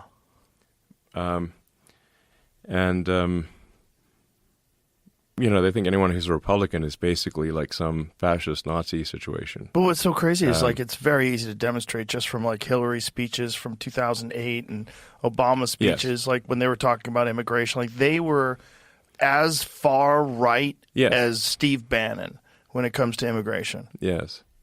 Hillary was like very MAGA. I'm sure you've seen that campaign speech, which she was talking about if anybody's committed a crime, get rid of them. And if you're here, you pay a hefty fine and you have to wait in line. It was really crazy. It's crazy to listen to because it's like it's as MAGA as, as Marjorie Taylor Greene. Yeah, I mean, have you seen these videos people post online where they'll take like a speech from Obama or Hillary and they'll interview people on like college campus or something and say, what do you think of the speech by Trump? And they're like, oh, I hate it. He's a racist bigot. I'm like, just kidding. That was Obama. No, actually, that was Obama or Hillary. To your point, like literally the center's been moved so far. Yeah. Yeah. The left is so... The left has gone so far left that they need, they can't even see the center with a telescope. And the danger without you purchasing Twitter was that was going to swipe over the whole country and change where the levels were. Yeah. And so what would be rational and normal would be far left of what was rational and normal just a decade earlier. Yeah. So exactly. So historically, you'd have San Francisco, Berkeley being very far left, but the sort of the fallout from the somewhat nihilistic philosophy of San Francisco, Berkeley would be limited in geography to maybe like 10-mile radius, 20-mile radius, something like that. But San Francisco and Berkeley have to be co-located with Silicon Valley, with engineers who created information superweapons, and those information superweapons were then hijacked by the far-left activists to pump far-left propaganda to everywhere on Earth. Like, you remember that like old RCA radio tower thing where it's like a radio tower on Earth and it's just broadcasting? Yeah. That's what happened, is that an extremist far-left ideology happened to be co-located with the smartest engineers in the world who created information superweapons that were not intended for this purpose, but were hijacked by the extreme activists who lived in the neighborhood. That's what happened. They hijacked the modern equivalent of the RCA radio tower and broadcast that philosophy everywhere on Earth. Yeah, and you see the consequences, particularly in places that don't have free speech. Yes. Right, like England. Where they lock people up for memes and stuff. Literally. Yeah. 12,000 people this year. 12,000? 12,000. 12,000 arrests for social media posts. I mean, yeah, some of Crazy. these things you read about it, and it's like literally, it's someone had a meme on their phone that they didn't even send to anyone, Right. and they're like in prison for that. Yeah. I mean, there was a case in Germany where a woman got a longer sentence than the guy that raped her because of something she said on a group chat. Wow. Was it an immigrant who raped her? Yes. Yeah. It was his culture. Yeah. He didn't know. He didn't know better. Yes, I think she said something, not like was critical of his culture, and she got a longer sentence than the guy who raped her in Germany. The UK, So, Europe, and Germany, England thing seems so insane. It's totally insane. I actually didn't realize it was like such a huge number of people that got 12,000. Yeah, far above Russia, far above China, right. far above anywhere on Earth. UK is number one. Well, things I actually, I talked to friends of mine in England, and I was like, hey, aren't you worried about this? Like, shouldn't you be protesting more? And I mean, the problem is that like the legacy mainstream media doesn't cover the stuff. They're like, oh, everything's fine. You Right. know? Most people aren't even aware of it until they come knocking on your door. Yeah, until so. I mean, these like lovely sort of small towns in England, Scotland, Ireland. They've been like sort of living their lives quietly. They're like hobbits, frankly. It's in fact, J.R.R. Tolkien based the hobbits on people he knew in small town England, because they were just like lovely people who liked to, smoke their pipe and have nice meals, and everything's pleasant. The hobbits in the Shire. The Shire, he was talking about, places like Hertfordshire, like the Shire is around in the Greater London area, Oxfordshire type of thing,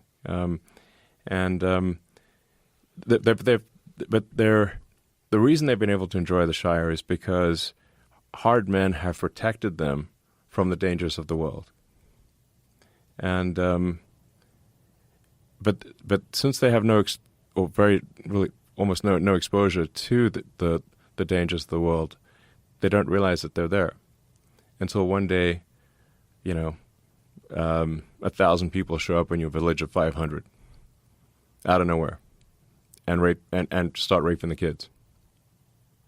This has now happened God knows how many times in Britain. And the crazy literally thing raping. is, It's right. Like there's some 10-year-old got raped in Ireland like last week. yeah, there's literal They rape snatched gangs. some kid. Yeah, Yeah. and if you criticize it, you can get arrested, and that's where it gets insane. It's like, how are Yeah, they not you protecting literally criticize people? it. I think it's the Prime Minister of Ireland actually, posted on X because after that some illegal migrant snatched a 10-year-old girl who was like going to school or something, and violently raped a 10-year-old girl. And there was the people were very upset about this, and they protested. The Prime Minister of Ireland, instead of saying, yeah, we really shouldn't be importing violent rapists into our country, he criticized the protesters instead and didn't mention that the reason they were protesting was because a 10-year-old girl from their small town got raped. So here's the question: why are they supporting this kind of mass immigration? And what is this? Is there a plan involved in all this? Is this incompetence? Is this ignoring the fact that they don't have a handle on it, so they're trying to silence dissent? Like, what is happening? Because if you wanted to destroy civilization, if you wanted to destroy Western civilization, which George Soros seems to want to do, and there's just so there's a guy I think who I don't know if he's been on your show. God Saad? Yeah. Has he been on the show? Good friend of mine. Yeah, he's great. He's been on multiple times. Oh, Yeah. great! He's awesome. Yeah. So, the way he's got a good way to describe it, which is suicidal empathy. Yes. So, is that you prey upon people's empathy? You say like, well, you feel sorry for something for some group, and then like, well, and that empathy is to such a degree that it is suicidal to your country or culture, and that's suicidal empathy, because I think we should have empathy, but that empathy should extend to the victims, not just the criminals. We should have empathy for the people that they prey upon. But that suicidal empathy is also responsible for why somebody's arrested 47 times for violent offenses, gets released, and then goes and murder somebody in the U.S. That's you see that same phenomenon playing out everywhere, where the suicidal empathy is to such a degree that we're actually allowing our women to get raped and our children to get killed. But it just doesn't seem like that would be anything that any rational society would go along with. That's what makes me so confused. It's like you're importing massive numbers of people that come from some really dark places of the world. Well, there's no vetting is the Right. issue. It's like Right. it's like if there's no vetting, like people are just coming through. Like, well, what's to stop someone who just committed murder in some other country from coming to the United States or coming to Britain and just continuing their career of rape and murder? Like, unless you've done, if there's some due diligence to say, like, well, who is this person? What's their track record? If you haven't confirmed that they have a track record of being, honest and not being a homicidal maniac, then any homicidal maniac can just come across the border. And that's not to say everyone who comes across the border is a homicidal maniac, but if you don't have a vetting process to confirm that you're not letting in people who will do some serious violence, you will get people who do serious violence sometimes coming through. Well, especially if you don't punish them and if you don't Yes. deport them. And if you are just like, well, but what is the purpose of allowing all those people into the country? It can't be. I wouldn't imagine that anyone in their society supports this. Well, let me explain. So because you mentioned, for example, how much, say, Hillary and Obama have changed their tune from prior speeches where they were hard-nosed about not letting in anyone who's a criminal into the country, having secure borders, all that stuff. So why did they change their tune? The reason is that they discovered that those people vote for them. That's why they want the open borders. Because if you let people in, they know the Democrats let them in, they'll vote for Democrats. Yes. If you allow them to vote. Which they're actively doing. They turn a blind eye to illegal voting. Well, California literally doesn't allow you to show your license. California and New York have made it illegal to show your photo ID when voting. Thus, effectively, they've made it impossible to prove fraud. Impossible. They've essentially legalized fraudulent voting in California and New York and many other parts of the country. There's no rational explanation that I've ever seen anyone give as to why that would be the policy. Unless you were trying to just allow people to vote illegally, because there's no other reason. If you need a driver's license or you need an ID for everything else, Yes. including just recently to prove that you were vaccinated. The same people who are demanding that you have a vaccine passport and are the same ones saying you need no ID to vote. Same people. Right, but like, So it's obviously hypocritical and inconsistent. so you really think it's just to get more voters? If you want to understand behavior, you have to look at the incentives. Once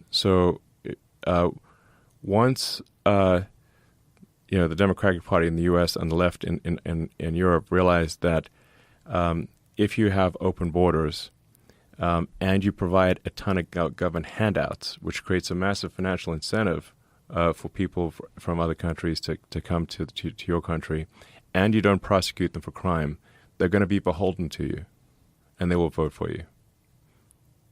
And that's why Obama and Hillary went from being against open borders to being in favor of open borders.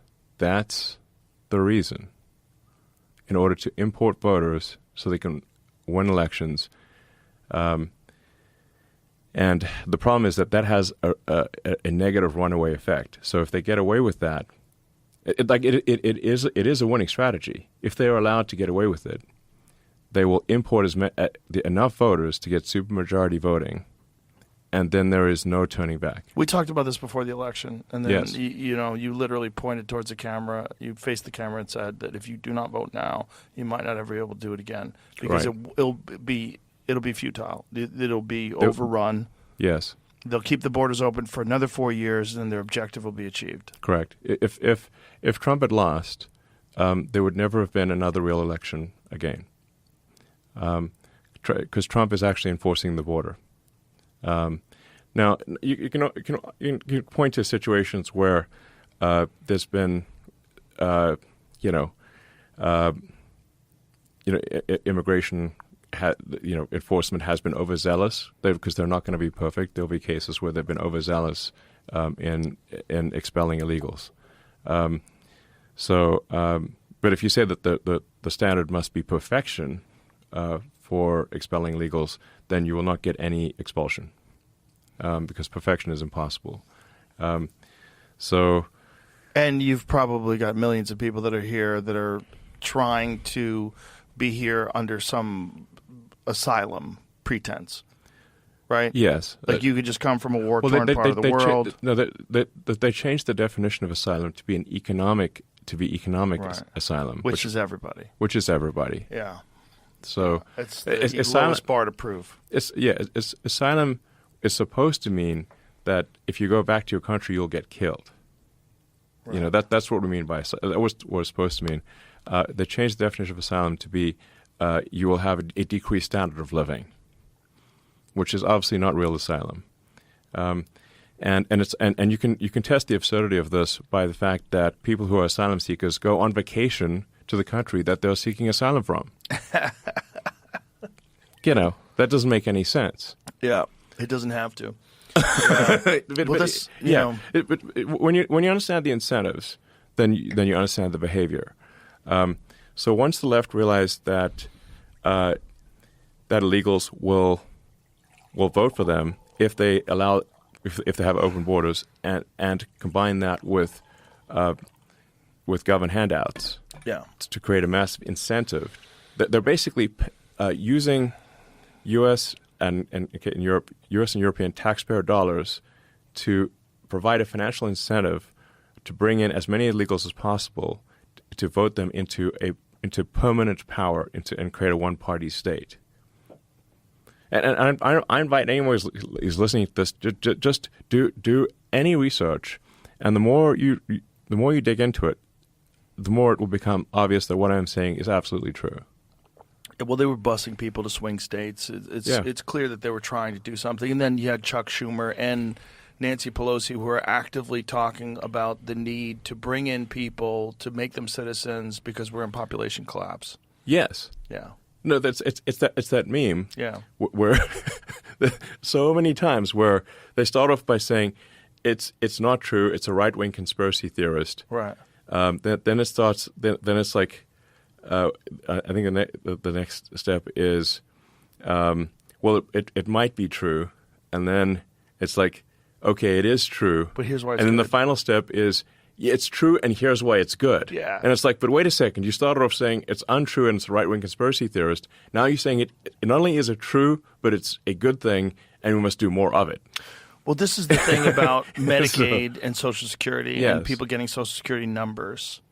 That It's were massive illegals. fraud. It's massive fraud, and it's real. And they denied it forever. And now we're finding out this is part of the reason why there's this government shutdown that's going on right now. Yes, the entire basis for the government shutdown is that the Trump administration correctly does not want to send massive amounts of, like, hundreds of billions of dollars to fund illegal immigrants in the blue states, or in all the states, really. And so the Democrats want to keep the money spigot going to incent illegal immigrants to come into the U.S. who will vote for them. That's the crux of the battle. So they want to stop this. So what's going on right now is they have been funding these people. They've been giving them EBT cards. They've been giving them Medicaid, and they've been even housing and more them. than that, just like they were they were taking hotels, like 4- and 5-star hotels, like the Roosevelt Hotel being the classic example. They were sending, I think, $60 million a year to the Roosevelt Hotel, to which all it did was house illegals. And it used to be a nice hotel. I mean, it still is a nice hotel. But all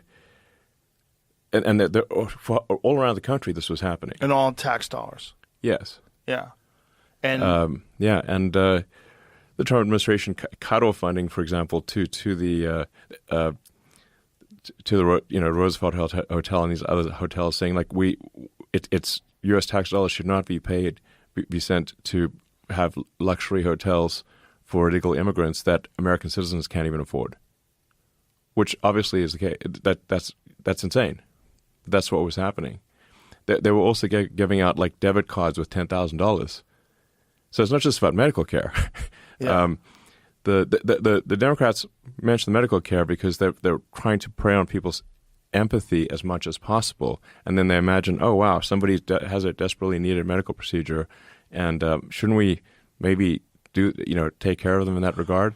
But what they do is they divert the Medicaid funds and turn it into a slush fund for the states that goes well beyond emergency medical care.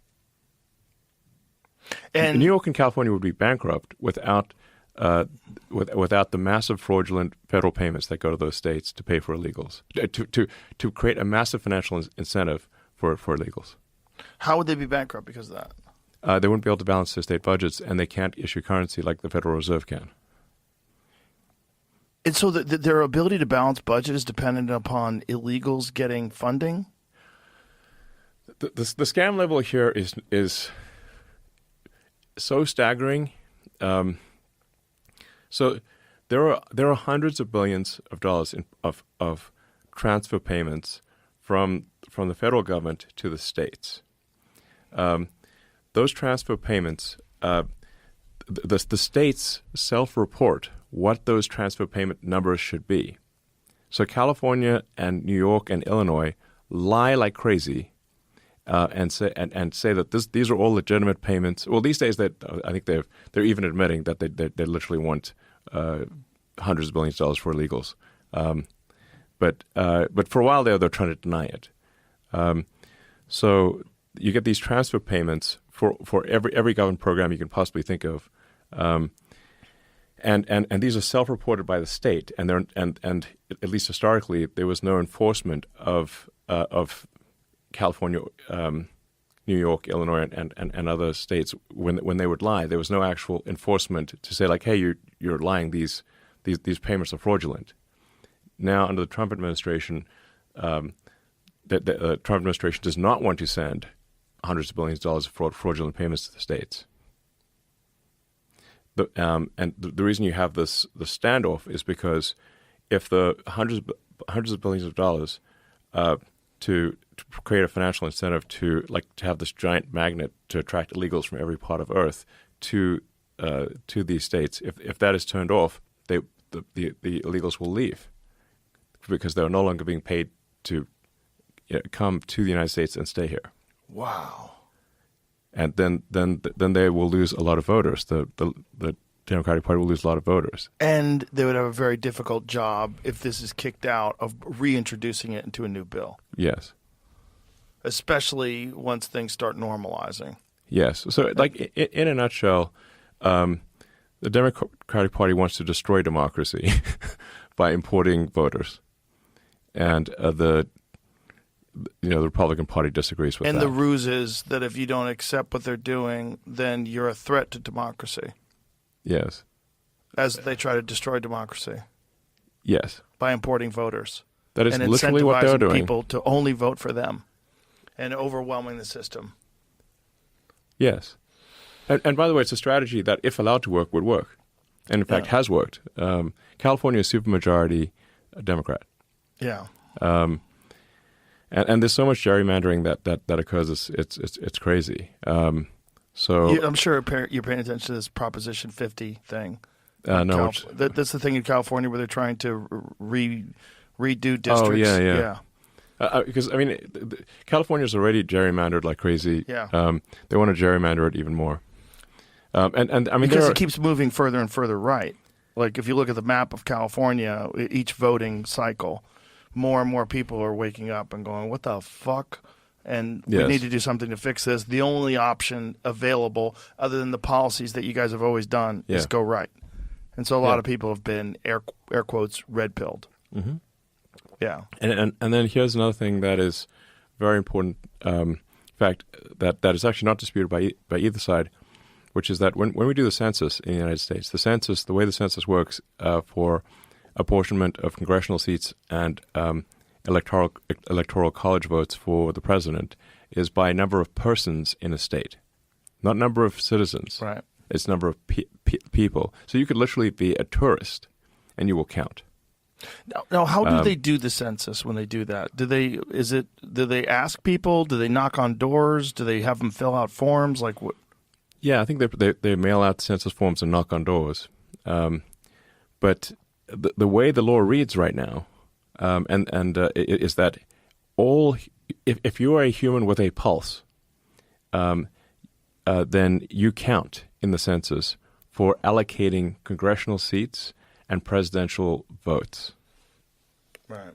So, so electoral college, everything. congressional seats, everything. It doesn't matter whether you're here legally, illegally, and if you're a human with a pulse, you count for congressional apportionment. So that means that the more illegals that California and New York can import by the time the census happens in 2030, the more congressional seats they will have, and the more presidential electoral college votes they will have. So they're trying to get as many illegals in as possible ahead of the census, and because all human beings, even tourists, count for the census, and then if you combine that with gerrymandering of districts in New York and California, I just point out with this proposition where they're trying to increase the amount of gerrymandering that occurs in California, the biggest state in the country. So if the census then would award more congressional seats to California because of a vast number of illegals, and New York and Illinois, so they'll get more congressional seats. They'll get more presidential electoral college votes. That would get them the House, a majority in the House, and they would get to decide who is president, literally based on illegals. These are not disputed facts by either party. I want to emphasize that sink in. Yeah, this is not a conspiracy. These are not disputed facts by either party. It's not a. This is just the way the law works. It is a. I don't think the law should work that way. I think the apportionment should be proportionate to citizens. But isn't that a problem with how the Constitution is written? Yeah. They can't really change that. I'm not sure if it's constitutional or, but it is the way the law is written. I'm not sure if it's in the Constitution or not in this way, but that is the way the law is written. So it is an incentive, but it's an incentive that would be removed with something simple that makes sense to everybody. That only the people that should count are people that are official U.S. citizens. Yes, the way it should work is that only U.S. citizens should count in the census for purposes of determining voting power. Because people that aren't legal can't vote, supposedly. They're not supposed to be voting, but they do. But even besides that, like I said, I just can't emphasize this enough because this is a very important concept for people to understand. Is that the law, the law as it stands, counts all humans with a pulse in a state for deciding how many House of Representative votes and how many presidential electoral college votes a state gets. So the incentive, therefore, is for California, New York, and Illinois to maximize the number of illegals, so that they take House seats away from red states, assign them to California, New York, Illinois, and so forth.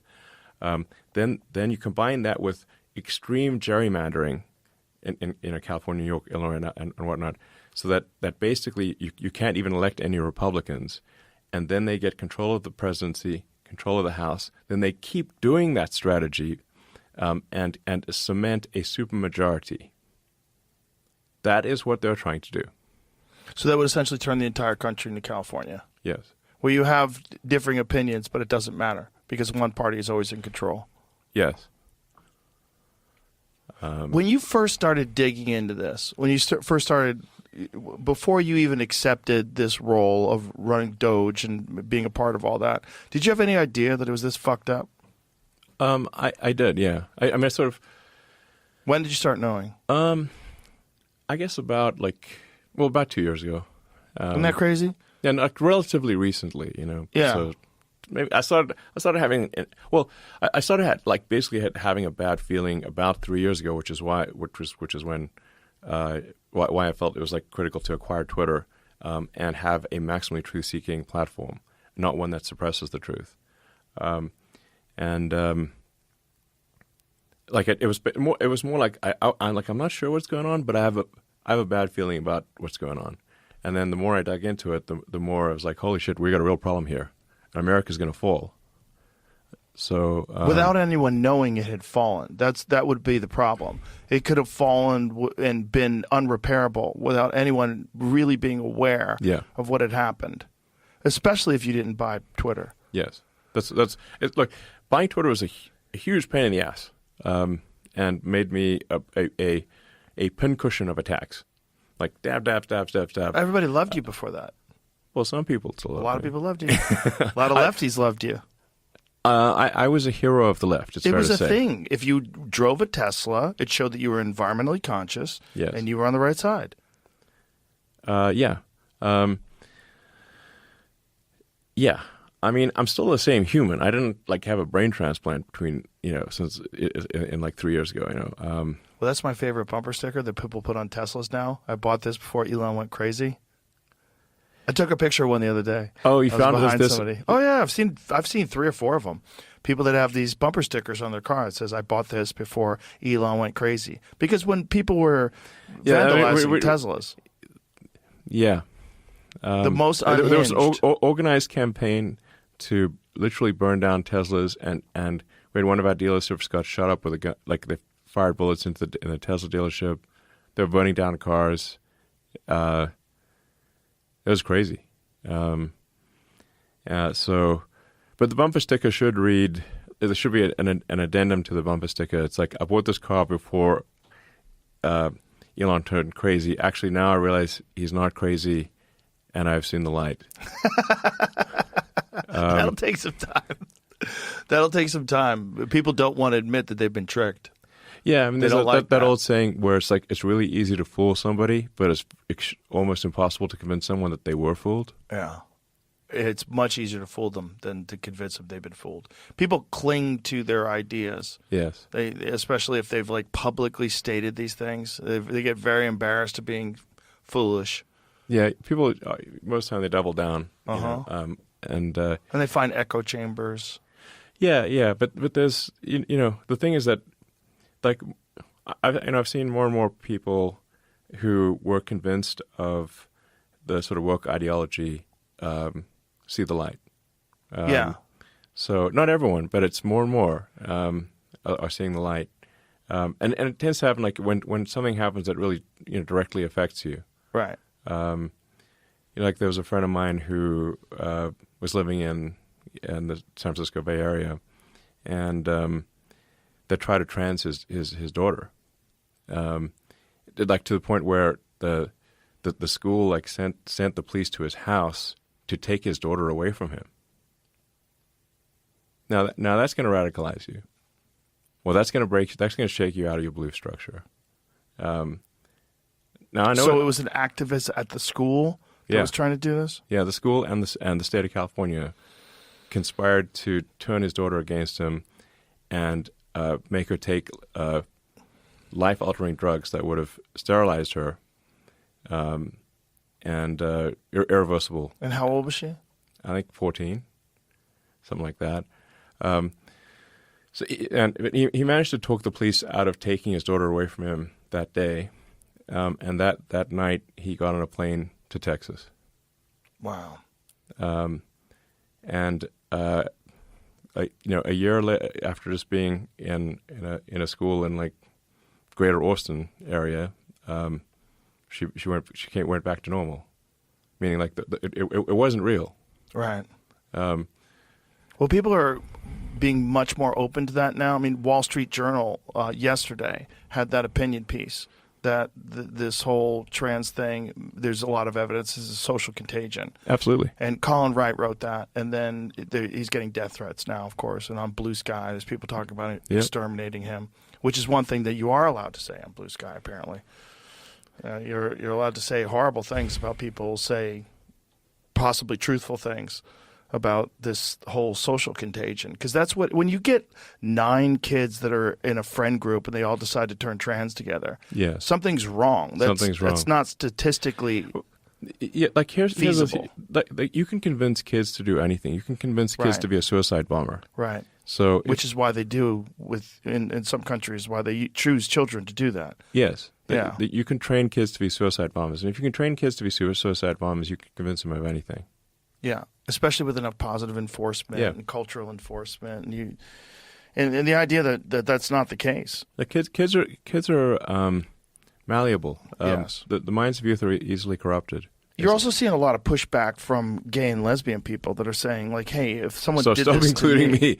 So exactly. Yeah, the LGBT. It's like, wait a second. Why are we being included all the time in this situation? Exactly. Especially when. Like my friend Tim Dillon's talked about this, is like it's really homophobic because you're taking these gay kids and you're telling them like, hey, you're not gay, you're actually a girl. Yes. And hey, go make it so that you can never have an orgasm again and you'll be happy. Like it's fucking like crazy. permanent mutilation, permanent castration of kids is like I think we should look at anyone who permanently castrates a kid as like right up there with Josef Mengele. Yeah. I mean, they're mutilating children. Yeah. Yeah, and it's thought of as being kind. And the thing is, would you rather have a live daughter or a dead son? That's the line they use. Yeah, which is not supported by any data. In all fact, bullshit. the probability of suicide increases. Right. This is important maybe for the audience to know. The probability of suicide increases if you trans a kid, not decreases. By some accounts, it triples. So that is an evil lie. And it's a lie that is supposedly compassionate. Imagine you've twisted reality to the point where confusing a child that's not even legally allowed to get a fucking tattoo. Yeah. Right? Because you think that you could make a mistake with a tattoo, exactly. a totally removable thing. Right. If I wanted to tomorrow, I can go to a doctor and they could laser off every tattoo that I have on me. Right.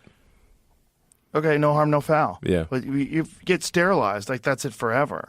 Forever. Yes. They'll castrate you. You no longer have testicles. You have, yes, that's not coming back. You have no penis. You have a hole where your penis used to be. Yes. And this is compassionate. And this is preventing you from actually, a lot of kids die with these sex change operations. They die. The number of deaths on the operating table, people don't hear about those. A lot of kids, because we don't really actually have the technology to make this work. So a bunch of the times the kids just die in the sex change operations. Jesus Christ. Yeah, it's demented, which it should be viewed as like, like evil Nazi doctor stuff, basically. Well, that's why it was like so real Nazi, not the bullshit fake Nazi stuff. Crazy that even pushing back against something that seems like fundamentally, logically very easy to argue, the old Twitter would ban you forever. Yes. That's how crazy a social contagion can get. When it completely defies logic, victimizes children, does something that makes no sense, not supported by data, all connected to this ideology that trans is good, we got to save trans kids, protect trans kids. Yeah, and what I want to emphasize is that the save trans kids thing is a lie. If you castrate kids and trans them, the probability of suicide increases. It does not decrease. It substantially increases. The studies that done that I've seen, the risk of suicide triples if you trans kids. So you're not saving them, you're killing them. Moreover, during the sex change operation, there are many deaths that occur during the sex change operation. Jesus Christ. It's just crazy that this is a real issue. Yeah. It's a nightmare fever dream, and people are finally waking up from it. Now, when you started getting into the Doge stuff and started finding how much money is being shuffled around and moved around to NGOs and how much money is involved and just totally untraceable funds, like this is again something like 2 years plus ago, you weren't aware of it all? No, I was aware of it. I just didn't realize how big it was. It's just how much waste and fraud there is in the government is truly vast. In fact, the government didn't even know, nor did they care. That's crazy. Yeah. And I mean, just like some of the very basic stuff that Doge did will have lasting effects. And some of these things, like they're so elementary you can't believe it. So the Doge team got the most of the main payments computers to require the congressional appropriation code. So when a payment is made, you have to actually enter the congressional appropriation code. That used to be optional, and often would be just left blank. So the money would just go out, but it wasn't even tied to a congressional appropriation. Then Doge team also made the comment field for the payment mandatory. So you have to say something. We're not saying that what is said, like you can say anything. Your cat could run across the keyboard. You could go QWERTY ASDF, but you have to say something above nothing, because what we found was that there were tens of billions, maybe hundreds of billions of dollars that were zombie payments. So they're like somebody had approved a payment, somebody in the government approved a payment, and some recurring payment, and they retired or died or changed jobs, and no one turned the money off. So the money would just keep going out, and it's a pretty rare. And go where? To a company or an individual, and it's a pretty rare company or individual who will complain that they're getting money that they should not get, and a bunch of the money was just going to were transfer payments to the states.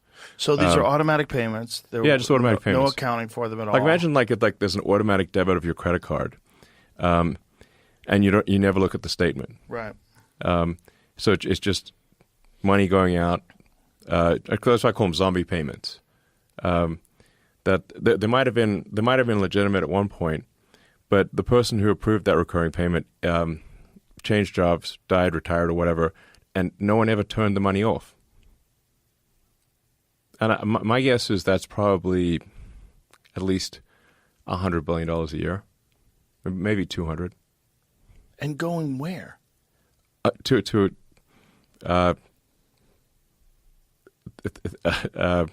mean, there are millions of these payments, so it's. I mean, millions. Yes. Millions of payments that are going to who knows where. Yes, so in a bunch of cases, there are fraud rings that operate, professional fraud rings that operate to exploit the system. They figure out some security hole in the system, and they just do professional fraud. That's where we found, for example, people who were 300 years old in the Social Security Administration database. Now, I thought that this was a mistake of not registering their deaths, that people were born like a long time ago and it had defaulted to like a certain number, and so that after time, those people were still in the system. It was just an error of the way the accounting was done. Yeah. So that's not true. So there's, or at least one of two things must be true. There's a typo or some mistake in the computer, or it's fraudulent. But we don't have any 300-year-old vampires living in America. Allegedly. And we don't have people in some cases who are receiving payments who are born in the future. Born in the future? Born in the future. Really? Yes. The people are receiving payments whose birth date was like in 2100 and something. Okay, so next century. Is there a task force? So we know that one of two things must be true: that either there's a mistake in the computer, or it's fraud.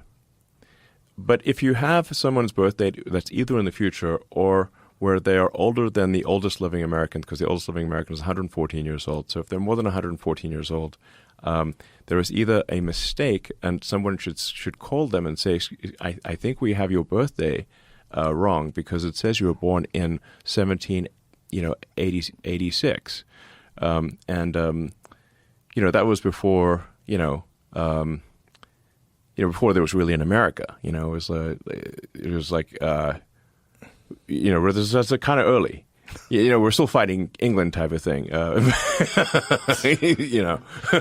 It's like this person either needs to be in the Guinness Book of World Records, or they're not alive. But still, at the end of the day, money is going towards that account that's connected to this person that is either non-existent or so dead. So there was I think something like 20 million people in the Social Security Administration database that could not possibly be alive. If their birth date is based on their birth date, they could not possibly be alive. And then to be clear, 20 million people that were receiving funds? A bunch of most of them were not receiving funds. Some of them were receiving funds. Most were not receiving funds. But so let me tell you how the scam works. It's a bank shot. So the Social Security Administration database is used as the source of truth by all the other databases that the government uses. So even if they stop the payments on the Social Security Administration database, like unemployment insurance, small business administration, student loans, all check the Social Security Administration database to say, is this a legitimate alive person? And if the Social Security database will say, yes, this person is still alive, even though they're 200 years old.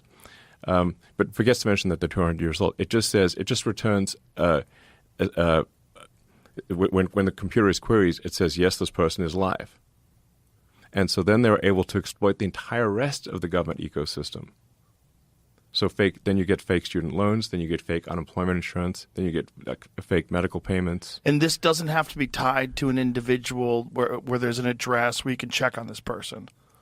No, if you just did any check at all, you would stop this. So that's. And how much money do you think is being... Any check, like anything at all, that would stop the fraud. Like any effort at all. Yeah. So there's multiple layers. Yes. The Social Security number verifies that this is a real person, Right? And then the other systems check up on every other government payment and every other government payment system for everything, like I said, small business administration, student loans, Medicaid, Medicare. Every other government payment, of which there are many, there are actually hundreds of government payment systems, can all be exploited so long as Social Security database says this person is alive. That's the nature of the scam. It's a bank shot. So then the rebuttal from the Dems is like, oh, well, the vast majority of the people who are marked as alive in the Social Security Administration weren't receiving Social Security Administration payments. That is true. What they forgot to mention is they're getting fraudulent payments from every other government program. And that's why the Dems were so opposed to turning off, to declaring someone dead who was dead, because it would stop the entire all the other fraud from happening. And so, but all this, is it trackable? Like all this other Yeah. fraud, It's if totally they wanted trackable. to, they could chase it all down. Yeah, it's not even hard. And yet they're opposing chasing it all down. They're opposing chasing it all down because it turns off the money magnet for the illegals. Wow. Because it's very logical to like I'm saying the most common sense things possible. If someone's got a birthday in Social Security that is an impossible birthday, meaning they are older than the oldest living American or were born in the future, then you should call them and say, excuse me, we seem to have your birthday wrong because it says that you're 200 years old. That's all you need to do. And then you would remove them from the Social Security database and make that number no longer available for all those other government payments. Exactly. Wow. And how much money are we talking? It's hundreds of billions of dollars. And this is all traceable. Like you could hunt all this down. Like you don't need to be Sherlock Holmes here, is what I'm saying. Well, We don't need to call Sherlock Holmes for this one. Is this part We of the... just need to call the person.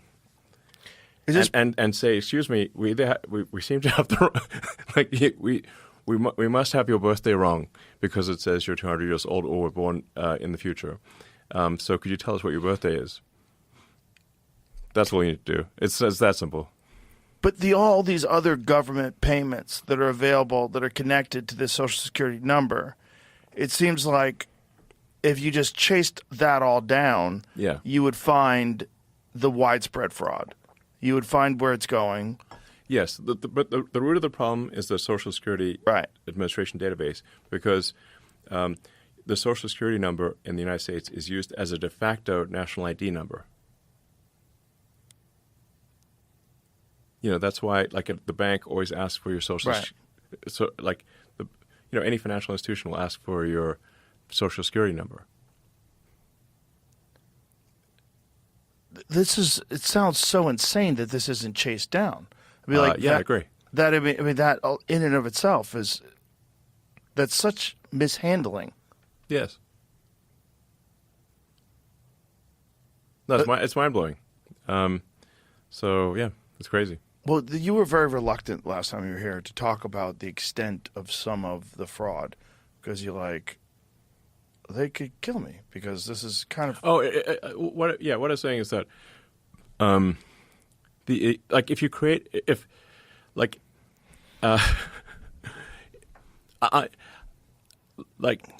to be pragmatic and realistic, you actually can't manage to zero fraud. You can manage to low fraud number, but not to zero fraud. If you manage to zero fraud, you're going to push so many people over the edge who are receiving fraudulent payments that the number of inbound homicidal maniacs will be really hard to overcome. So I'm actually taking, I think, quite a reasonable position, which is that we should simply reduce the amount of fraud, which I think is not an extremist position. And we should aspire to, have less fraud over time. Not that we should be ultra draconian and eliminate every last scrap of fraud, which I guess would be nice to have, but like we don't even need to go that extreme. I'm saying we should just stop the blatant, large-scale, super obvious fraud. I think that's a reasonable position. It's a very reasonable position. Yeah. And so what was the most shocking pushback that you got when you started implementing Doge, when you started investigating into where money was going?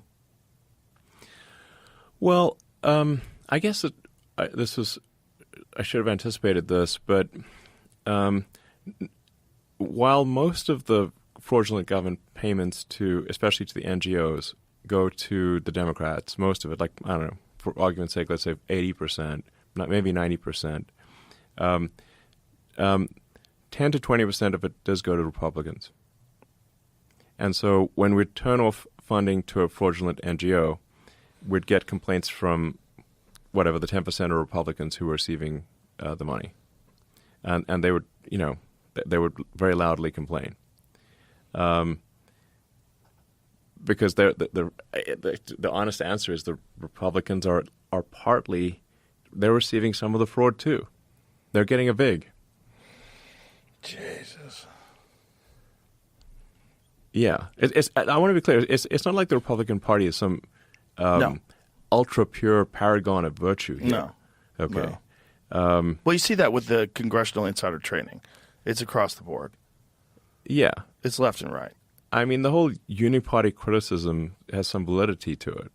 There's so and it's like if you turn off fraudulent payments, it's not like I said, it's not like 100% of those payments were going to Democrats. A small percentage were also going to Republicans. Those Republicans complain very loudly. And that's so there was a lot of pushback on the Republican side when we started cutting some of these funds.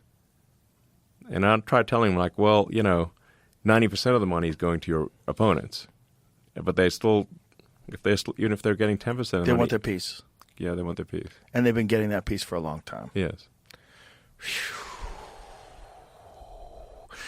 Did you This think... is why, politics is like... It's dirty business. Yeah, I mean, that's like saying if if you like sausages and respect the law, do not watch either of them being made. Yeah. Yeah. Yeah. Wow.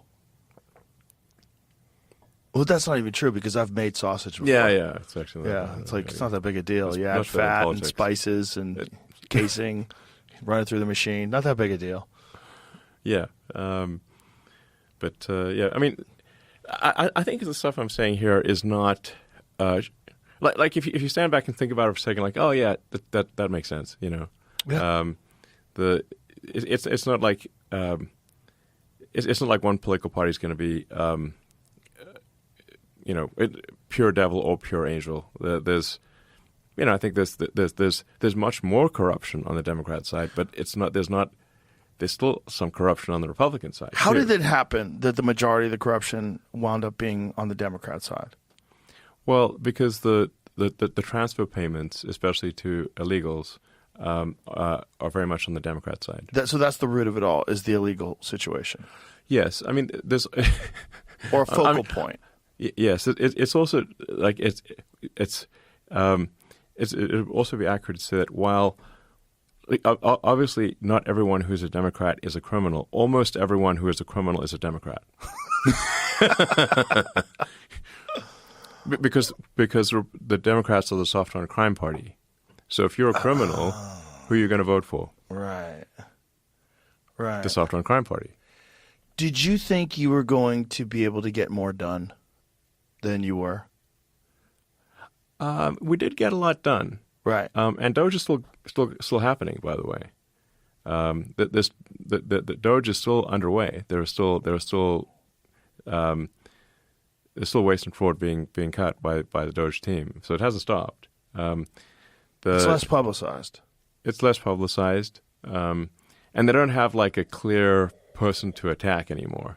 Well, it seems like once you stepped away, they're basically they applied immense pressure to me to stop it. So then I'm like, the best thing for me is to just cut out of this. And in any case, as a special government employee, I could only be there for like 120 days anyway, something like that. So whatever the law says. So I was necessarily could only be there for 4 months as a special government employee. So, yeah, I mean, you turn off the money spigot to fraudsters, they get very upset, to say the least. But my death threat level went ballistic. It was like a rocket going to orbit. Yeah. So, but now that I'm not in DC, that I guess they don't really have a person to attack anymore. well, the rhetoric about you has calmed down significantly. Yeah. It was disturbing. It was disturbing to watch. It was like, this is crazy. And to watch these politicians engage in it and all these people just like framing you as this monster. I was like, this is so weird. Like, this is what happens when you uncover fraud. Yes. The whole machine turns on you. And if it wasn't for a person like you who owns a platform and has an enormous amount of money, like, it could have destroyed you. Yeah. And that was the goal. The goal was to destroy me, absolutely. Because you were getting in the way of this amazing graft. This gigantic fraud machine. Yeah. Like I said, I think Doge team's done a lot of good work. In terms of fraud and waste prevented, my guess is it's probably on the order of $200 or $300 billion a year. So it's pretty good. What do you think could have been done if you just had like full reign and total cooperation? How much do you think you could have saved? I mean, what level of power are we assuming here? Godlike. Oh yeah, I could probably cut the federal budget in half and get more done. That is so crazy. It is so crazy that it's get more done and federal budget in half. It's that widespread. Well, I mean, a whole bunch of government departments simply shouldn't exist, in my opinion. Like examples. Well, the Department of Education, which was created recently, like under Jimmy Carter, our educational results have gone downhill ever since it was created. So if you create a department and the result of creating that department is a massive decline in educational results, and it's the Department of Education, you're better off not having it, because we did better before there was one than after. When you let the states run it. Yes. Yeah. Because at least the states can compete with one another. But the problem is, like, you hear, like, cutting Department of Education. Well, our kids need education. Like, yeah, they do. But this is a new department that didn't even exist, until the late 70s. And ever since that department was created, the education results have declined. And so why would you have an institution continue that has made education worse? It doesn't make sense. They killed it, though, right? No, there's still, unfortunately. But they were trying to kill it. It has been substantially reduced. Okay. What other organizations? What other departments? Well, I mean, I'm a small government guy, so when the country was created, we just had the Department of State, Department of War, and sort of the Department of Justice. We had an Attorney General and Treasury Department. I don't know why you need more than that. So what other departments specifically do you think are just completely ineffective? Well, here it's like a question. It's a sort of philosophical question of how much government do you think there should be? Right. In my opinion, there should be the least amount of government. I've heard the most bizarre argument against this is that you're cutting jobs and you're going to leave people jobless. And I'm like, but their jobs are useless. Paying people to do nothing doesn't make sense. Right. Like there's a great it's a story about like Milton Friedman, who is awesome. Generally whatever Milton Friedman said is, people should do that thing. I'm not sure if it's apocryphal or not, but it's like someone complained to him, like he observed, I think, people that were like digging ditches with shovels, and he said, well, like allegedly Freeman said, well, I think you should use excavating equipment instead of shovels, and you could get it done with far fewer people. And then someone said, well, but then we're going to lose a lot of jobs. Well, then Friedman says, well, in that case, why don't you have them use teaspoons? just dig ditches with teaspoons. Think of all the jobs you'll create. It's bullshit. Basically, you just want people to work on things that are productive. You want people to work on building things, on building, providing products and services that people find valuable, like making food, being a farmer or a plumber or electrician or just anyone who's a builder or providing useful services. And that's what you want people to be doing, not fake government jobs that don't add any value or may subtract value. There's also to illustrate the absurdity of how is the economy measured. Like the way economists measure the economy is nonsensical. Because they'll measure any job, no matter, even if that job is a dumb job that has no point and is even counterproductive. So the joke is like there's two economists going on a hike in the woods, and they come across a pile of shit, and one economist says to the other, "I'll pay you $100 to eat that shit." So the economist eats the shit, gets the $100. They keep walking. Then the other they come across another pile of shit, and the other economist says, "Now I'll pay you $100 to eat the pile of shit."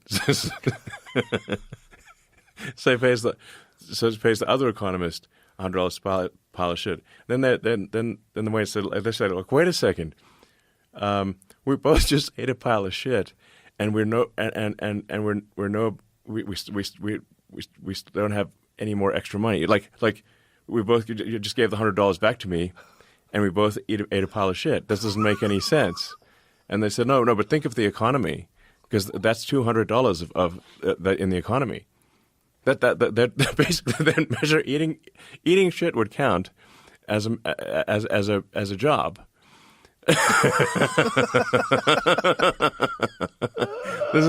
This is to illustrate the absurdity of economics. One of the things you said when Eating when you should not stepped count away- as a job. one of the things you said when you stepped away is that you're kind of done and that it's unfixable. That Well, or under its current form, the way people are approaching it. you can make it directionally better, but ultimately you can't fully fix the system. So I it would be accurate to say that even like unless you could go like super draconian, like Genghis Khan level on cutting waste and fraud, which you can't really do in a democratic country, an aspirationally democratic country, then there's no way to solve the debt crisis. So we got national debt that's just insane, where the debt payments, the interest payments on the debt exceed our entire military budget. I mean, that was one of the wake-up calls for me. I was like, wait a second, the interest on a national debt is bigger than the entire military budget, and growing. This is crazy. So even if you implement all these savings, you're only delaying the day of reckoning for when America goes bankrupt. So unless you go full Genghis Khan, which you can't really do. So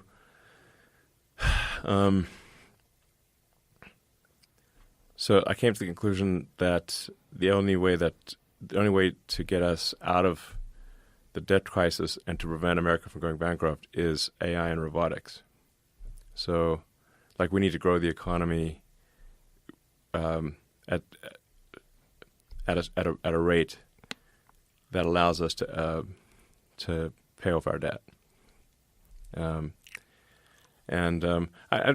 guess people just generally don't appreciate the degree to which the government overspending is a problem. But even like the Social Security website, this is under the Biden administration. On the website, it would say like we based on current demographic trends and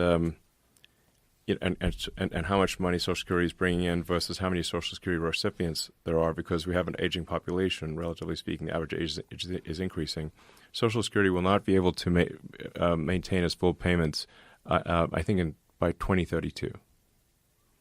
So Social Security will have to start reducing the amount of money that's been paid to people in about 7 years.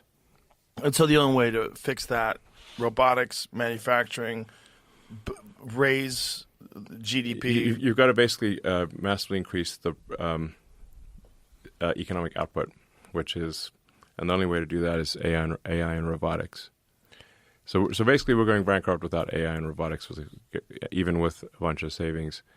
The savings, like reducing waste and fraud, can give us a longer runway, but it cannot ultimately pay off our national debt.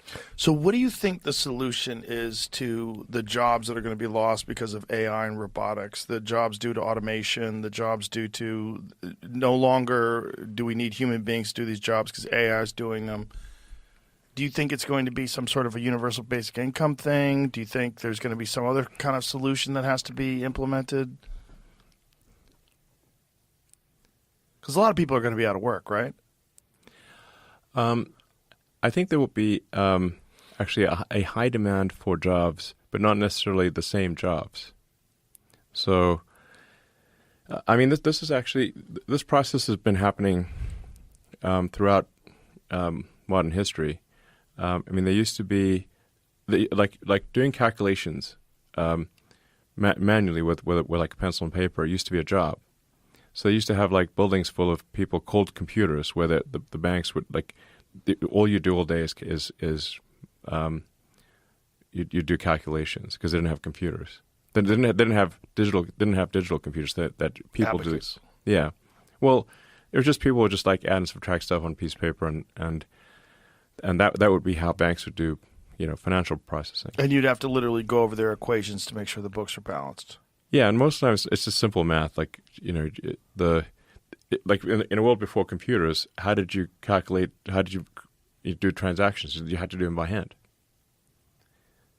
So then, when computers were introduced, the job of doing, bank calculations no longer existed. So people had to go do something else. And that's what's going to happen. That's what is happening at an accelerated rate due to AI and then robotics. That's the issue, though, right? The accelerated rate, because it's going to be. It's the accelerator. It's just happening. Like I said, like AI is the supersonic tsunami. So that's what I call it, supersonic tsunami.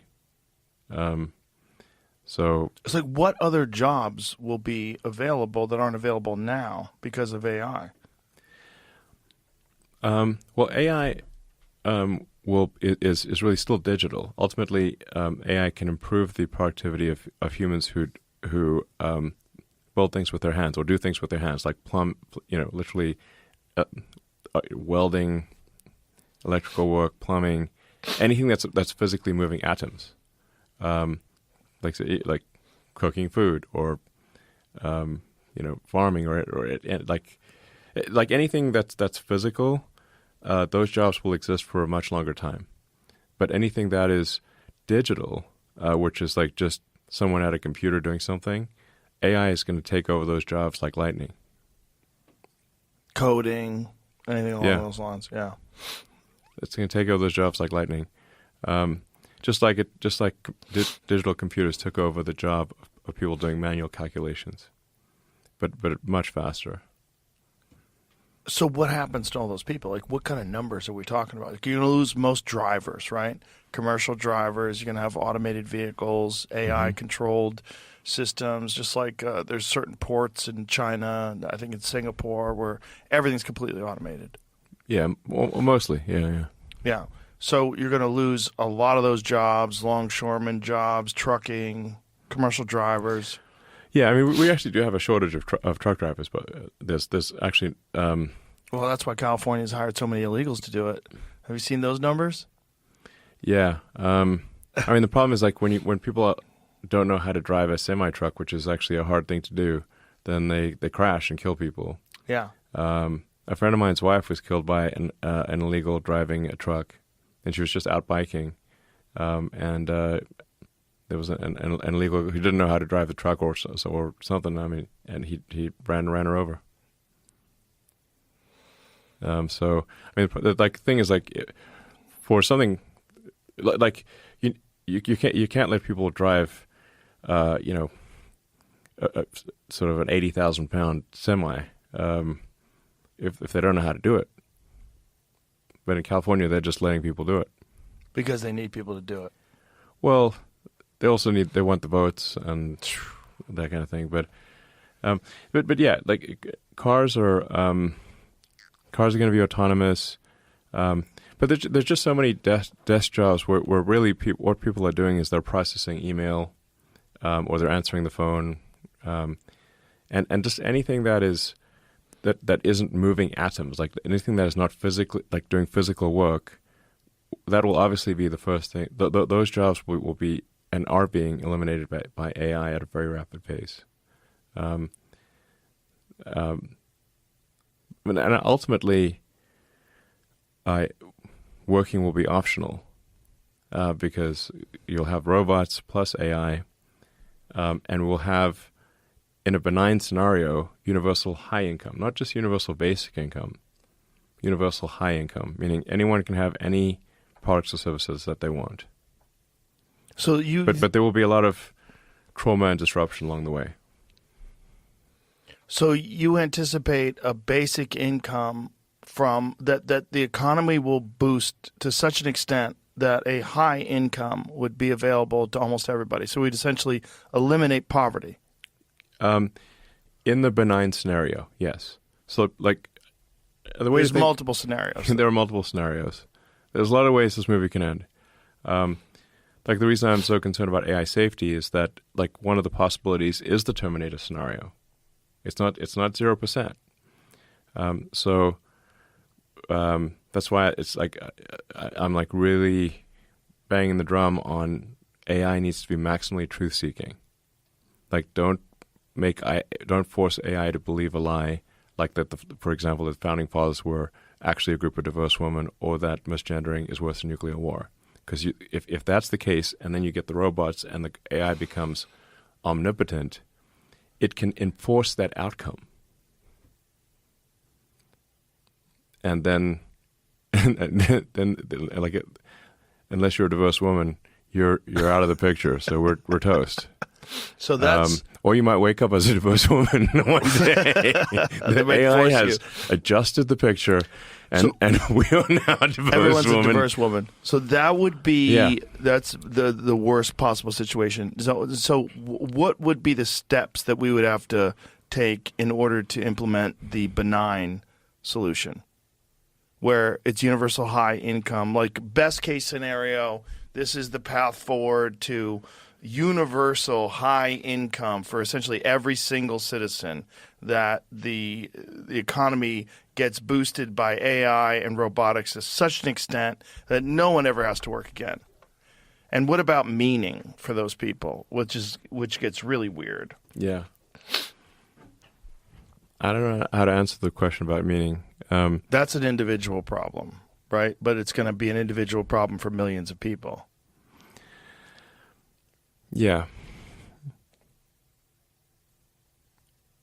Well, I mean, I guess I've like fought against saying, like, I've been a voice saying, like, hey, we need to slow down AI, we need to slow down all these things, and we need to, not have a crazy AI race. I've been saying that for a long time, for 20 plus years, but then I came to realize that really there's two choices here: either be a spectator or a participant. And if I'm a spectator, I can't really influence the direction of AI. But if I'm a participant, I can try to influence the direction of AI and have a maximally truth-seeking AI with good values that loves humanity. And that's what we're trying to create with Grok at XAI.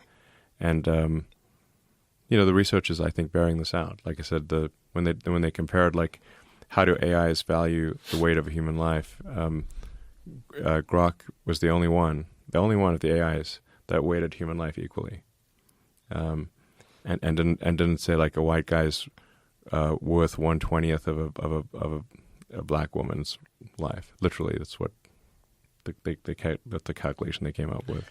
But so again, I'm like, guys, this is very alarming. We've got to watch this stuff. So this is one of the things that has to happen in order to reach this benign solution. Yeah, I just keep Best movie ending. Yeah.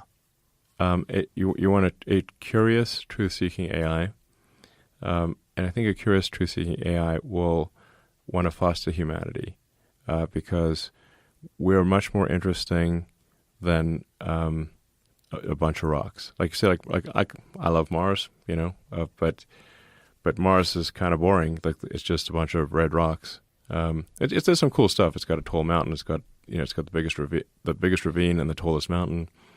But there's no animals or plants and there's no people.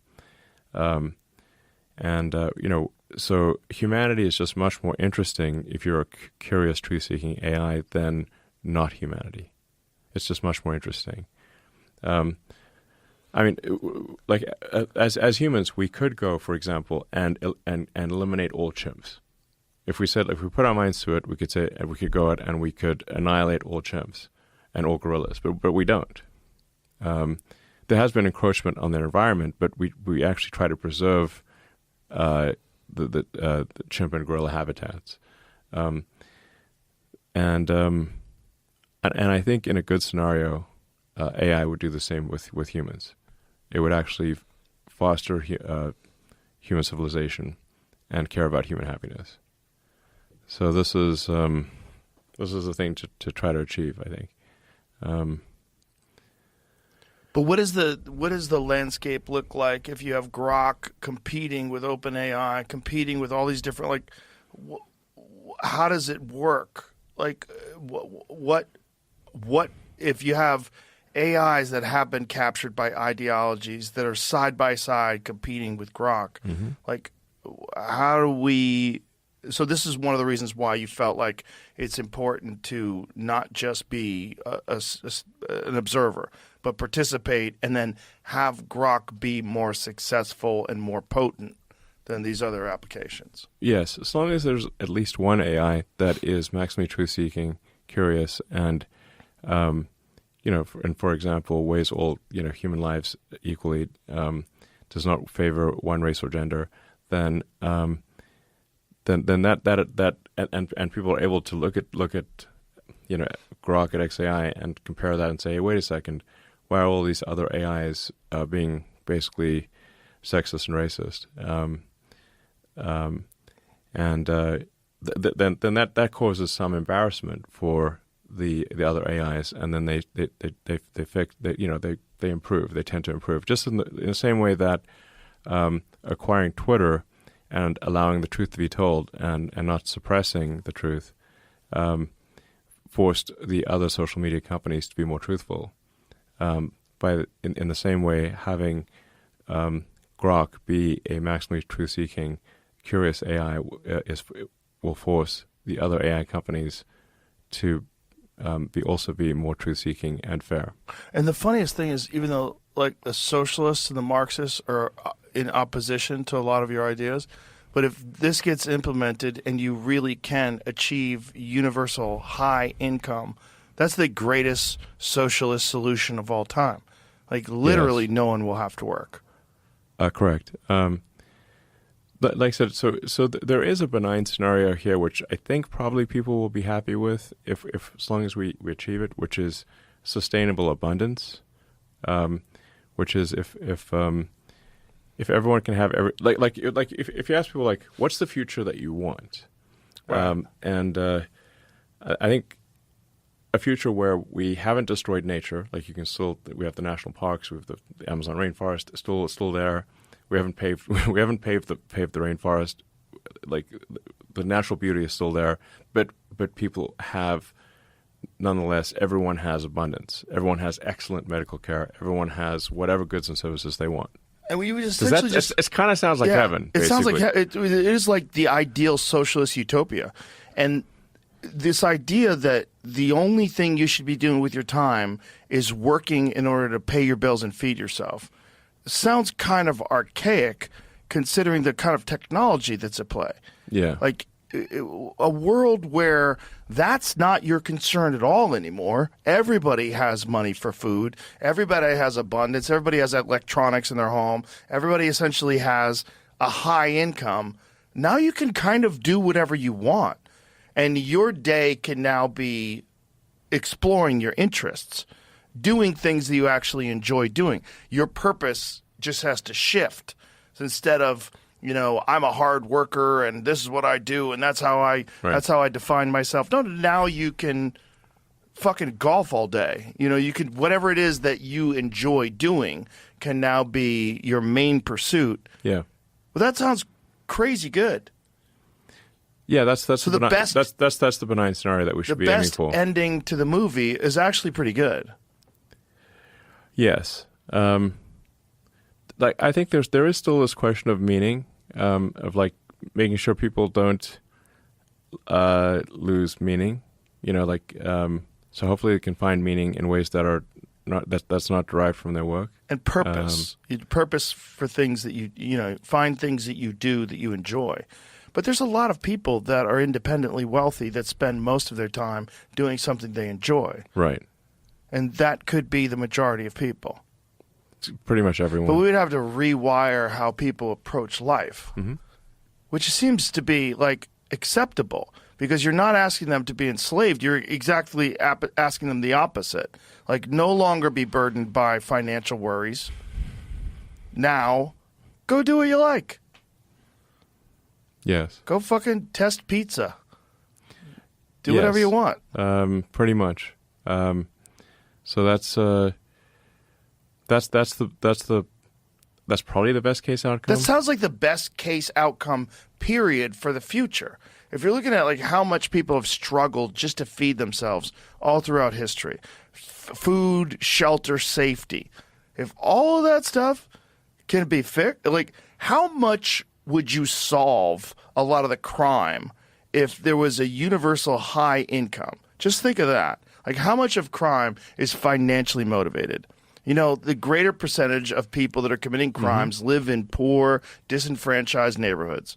So if there's no such thing anymore, if you really can achieve universal high income, it sounds like a utopian. Yes. I think some people may commit crime because they like committing crime. Just sure. Some amount of that is they just There's enjoy a lot of it. wild people out there. Yeah. Yeah. And obviously they've become 40 years old living a life like that. Now all of a sudden universal high income is not going to completely stop their instincts. Yeah. I mean, I guess if you want to have like say read a science fiction book or some books that are probably inaccurate or the least inaccurate version of the future, I'd say I'd recommend the Ian Banks books called the Culture books. It's not actually a series. It's like a sci-fi books about the future. They're generally called the Culture books. Ian Banks' Culture books. It's worth reading those. When did he write these? He started writing them in the 70s, and I think the last one I think it was written just like around, I don't know, maybe 2010 or something. I'm not sure exactly. Yeah. Scottish author Ian Banks. Yeah. From 87 to 2012. Yeah. Interesting. But he wrote the like his first book, Consider Phoebus. I think he started writing that in the 70s. And These books are incredible, by the way. Oh. Incredible books. 4.6 stars on Amazon. Interesting. So this gives me hope. Yeah. This is the first time I've ever thought about it this way. Yeah. Well, I mean, if it, like, I'll often ask people, what is the future that you want?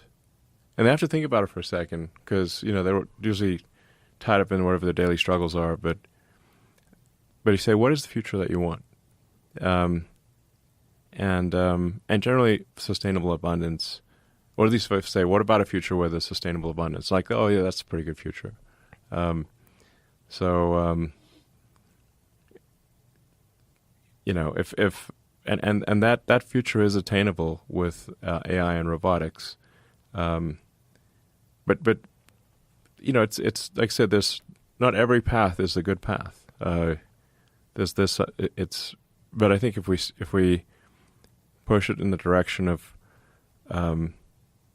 maximally truth-seeking and curious, then I think AI will want to take care of humanity and foster humanity, because we're interesting. And if it hasn't been programmed to think that like all straight white males should die, which Gemini was basically programmed to do, at least first, you know, they seem to have fixed that. Hopefully fixed it. But don't you think culturally, like, we're getting away from that mindset, and that people I think we're realize getting how away preposterous that all is? We are getting away from it. So we are getting. At least it knows. The AI mostly knows to hide things. But like I said, there is that. I think I still have that as. Or I had that as my like pinned post on X, which was like, hey, wait a second, guys. We still have every AI except Grok is saying that basically straight white males should die, and this is a problem, and we should fix it. You know, but simply me saying that is like tends to generally result in, you know, them like, ooh, that is kind of bad. Maybe we should not have all straight white males die. I think they'll say also all straight Asian males should also die as well. They don't like like generally the AI and the media, which back in the day the AI and the media was. You know, racist against black people and sexist against women back in the day. Now it is racist against white people and Asians and sexist against men.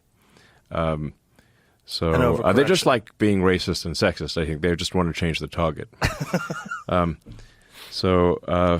really they just shouldn't be racist and sexist at all. You know. Yeah, obviously. ideally that would be nice. That would be nice. Yeah. And it's kind of crazy that we were kind of moving in that general direction until around 2012. And then everything ramped up online, and everybody was accused of being a Nazi, and everybody was transphobic and racist and sexist and homophobic, and everything got exaggerated to the point where it was this wild witch hunt where everyone was a Columbo looking for racism. Yeah, totally. But they were openly anti-white and often openly anti-Asian. And then this new sentiment that you cannot be racist against white people because racism is power and influence. Okay, no, it's not. Yeah, racism is racism in the absolute. And there just needs to be consistency. So if it's okay to have, let's say, Black or Asian or Indian or a pride, it should be okay to have white pride too. Yeah. So that's just a consistency question. If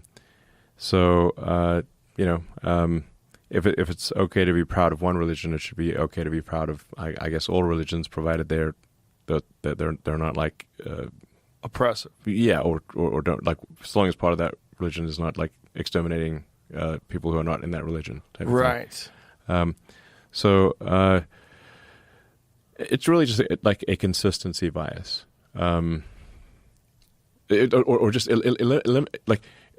ensuring consistency to eliminate bias. So if it is possible to be racist against one race, it is possible to be racist against any race. Of course, logically. Yes. Yeah, and arguing against that's when you know you're captured. It's a logical inconsistency that makes AIs go insane. And people.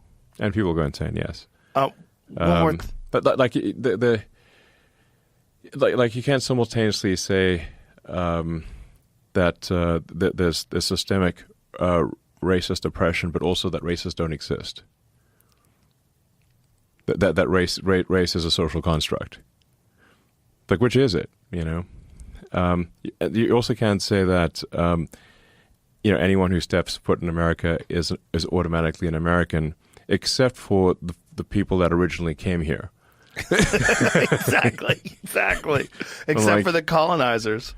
Yeah, except for the evil colonizers who came here. Right. So which one is it? Like, right. if as soon as you step foot in a place, you are just as American as everyone else, then that would have applied. If you apply that consistently, then the original white settlers were also just as American as everyone else. Yeah. Logically. One more thing that I have to talk to you about before you leave is the rescuing of the people from the space station, which we talked about. You were planning it the last time you were here. The lack of coverage that got in mainstream media was one of the most shocking things that I think they I've totally ever seen. memory hold that thing. Wild. Yes, because it's if it wasn't it's for like you, it didn't exist. Those people would be dead. They'd be stuck up there. Well, they'd probably still be alive, but they'd be having bone density issues because of prolonged exposure to zero gravity. Well, they were already up there for like 8 months, right? Yeah. Which is an insanely long time. It takes forever to recover just from that. Yeah, they're only supposed to be at the space station for 3 to 6 months maximum. So one of the things that you told me that was so crazy was that you could have gotten them sooner, but but for political reasons, they did not want SpaceX or me to be associated with returning the astronauts before the election. That is so wild that's a fact. First First of all, that even we absolutely could have done it. But even though you did do it, and you did it after the election, it received almost no media coverage anyway. Yes, because nothing good can the media, which is essentially a far-left the legacy mainstream media is a far-left propaganda machine, and so any story that is positive about someone who is not part of the sort of far-left tribe will not get any coverage. So I could save a busload of orphans, and it wouldn't get a single news story. Yeah, it really is nuts. It was nuts to watch, because even though it was discussed on podcasts and it was discussed on X and it was discussed on social media, it was a blip in the news cycle. It was very quick. It was Yeah. in and out. And because it was a successful launch and you did rescue those people, nobody got hurt, and there was nothing really there was no blood to talk about. Right. Just fucking in and out. Yeah, Gone. yeah, absolutely. Well, and as you saw firsthand with the Starship launch, like Starship is, by at least by some would consider it to be like the most amazing, engineering project that's happening on Earth right now, outside of maybe AI and robotics. But certainly in terms of a spectacle to see, it is the most spectacular thing that is happening on Earth right now. Is the Starship launch program, which anyone can go and see if they just go to South Texas and they can just rent a hotel room, low cost, in South Padre Island or in Brownsville, and you can see the launch, and you can drive right past the factory because it's on a public highway, but it gets no coverage. Or what coverage it does get was like rocket blew up coverage. Right, yeah. Oh, he's a fuckwit. The rocket blew up. Yeah. The Starship program is vastly more capable than the entire Apollo moon program. Vastly more capable. This is a spaceship that is designed to make life multiplanetary, to carry millions of people across the heavens to another planet. The Apollo program could only send astronauts to the moon for a few hours at a time. Like they could send the entire Apollo program could only send astronauts to visit the moon very briefly, and then for a few hours, and then depart. The Starship program could create an entire lunar base with 1 million people. You understand the magnitudes are different. Very different magnitudes here. So what was the political resistance? There's basically though? no coverage of it. Yeah, but what I wanted to ask you is like, what were the conversations leading up to the rescue? Like when you were like, I can get them out way quicker.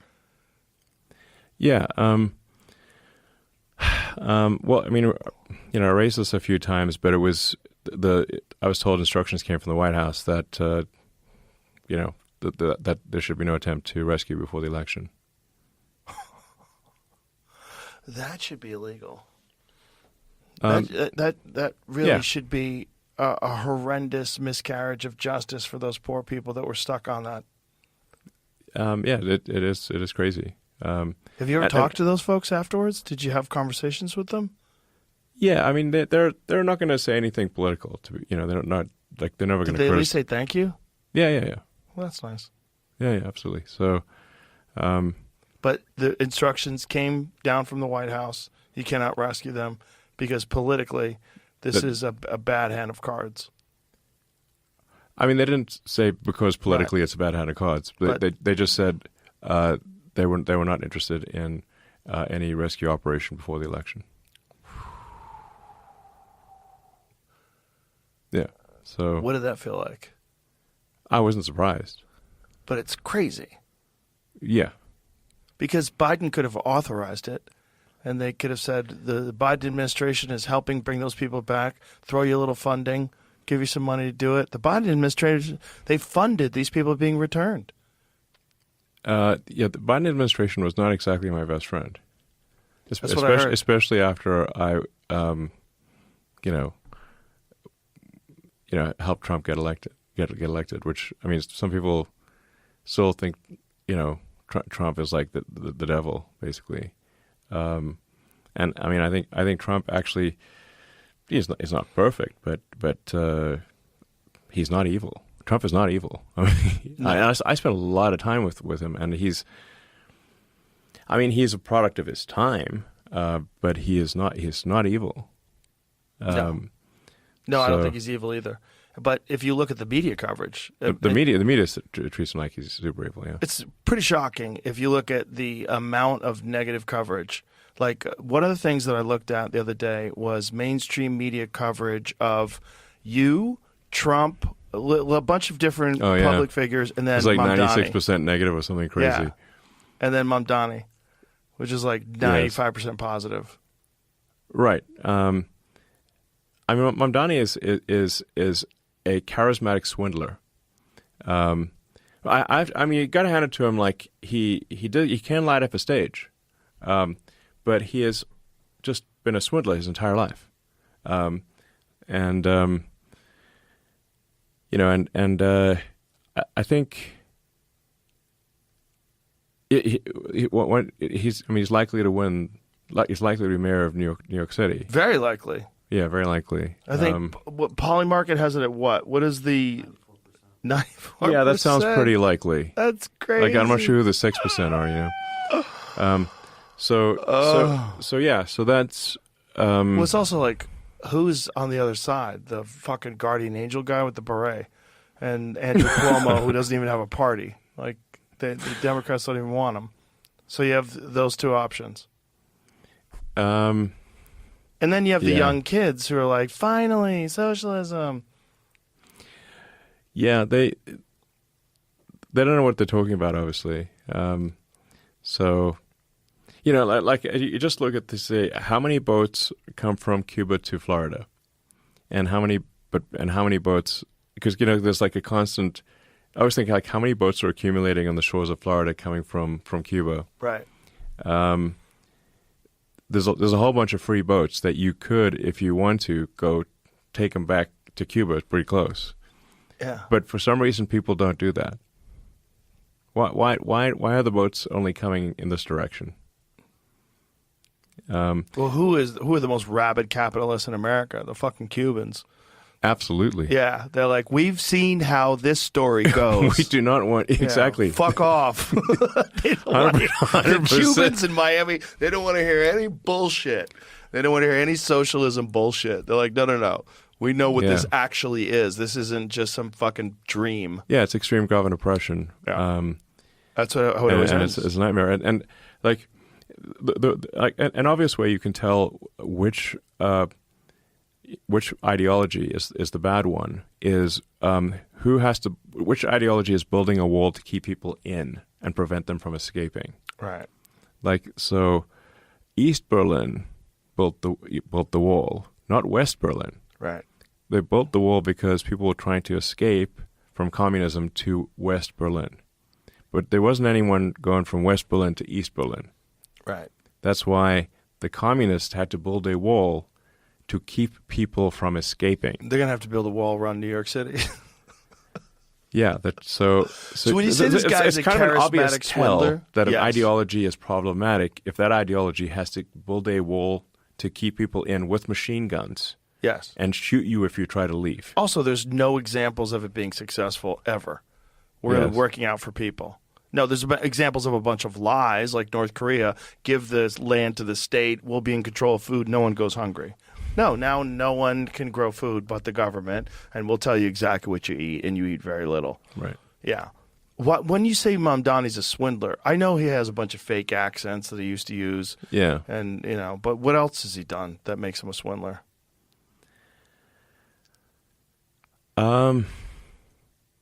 Well, I guess if you say if you say to any audience whatever that audience wants to hear, instead of having a consistent message, I would say that is a swindly thing to do.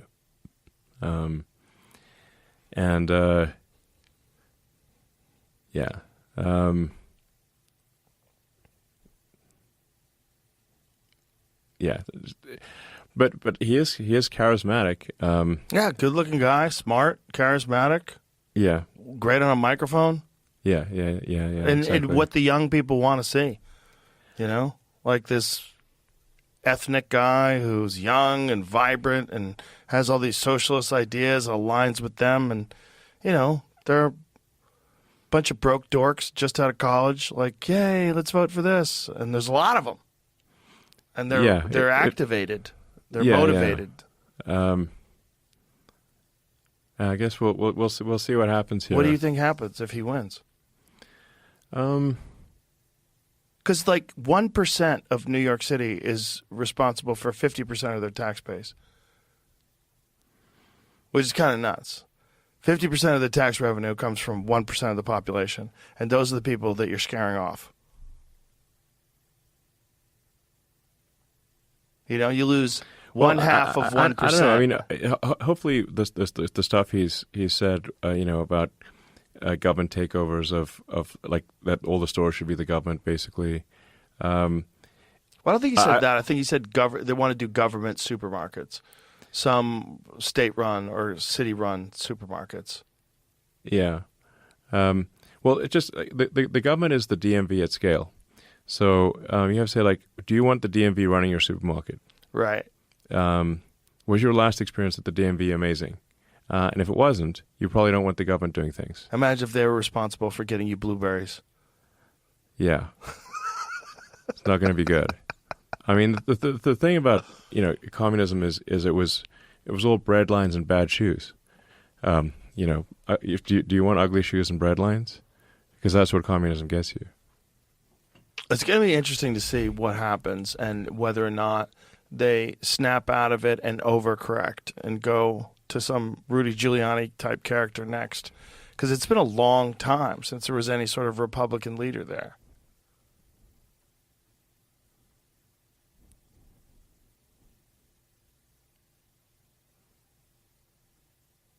And we live in the most interesting of times, because we face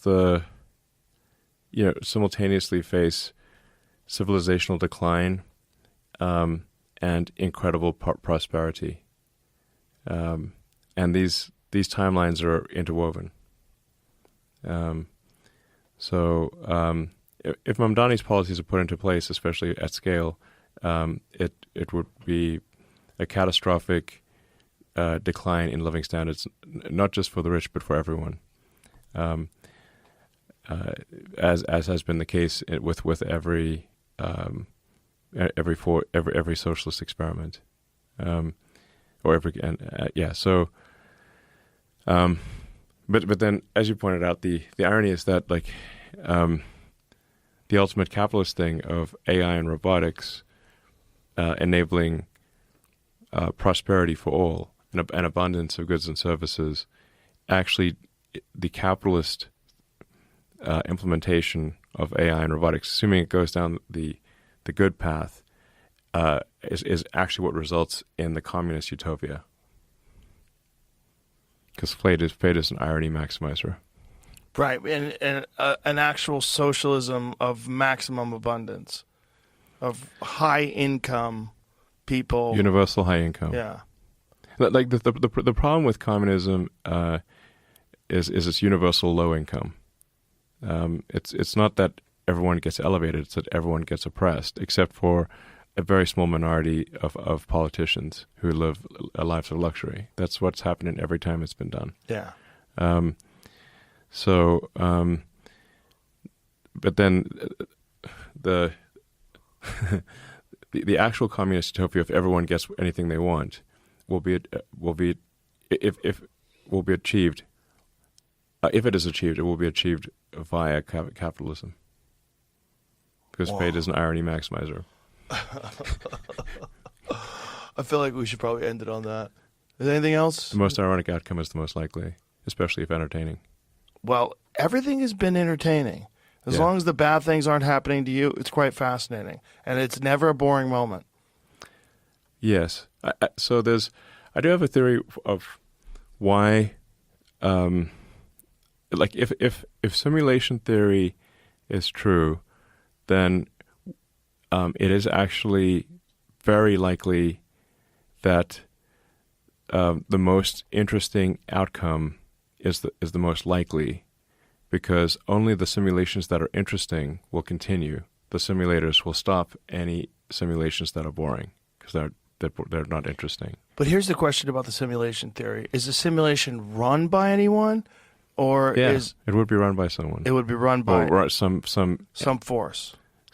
The program, like in this reality that we live in, we run simulations all the time. Like, so when we try to figure out if the rocket's gonna make it, we run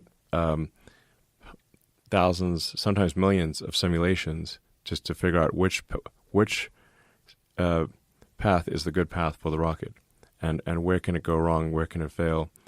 But when we do these, I say at this point, millions of simulations of what can happen with the rocket, we ignore the ones that are where everything goes right, because we just care about we have to address the situations where it goes wrong. So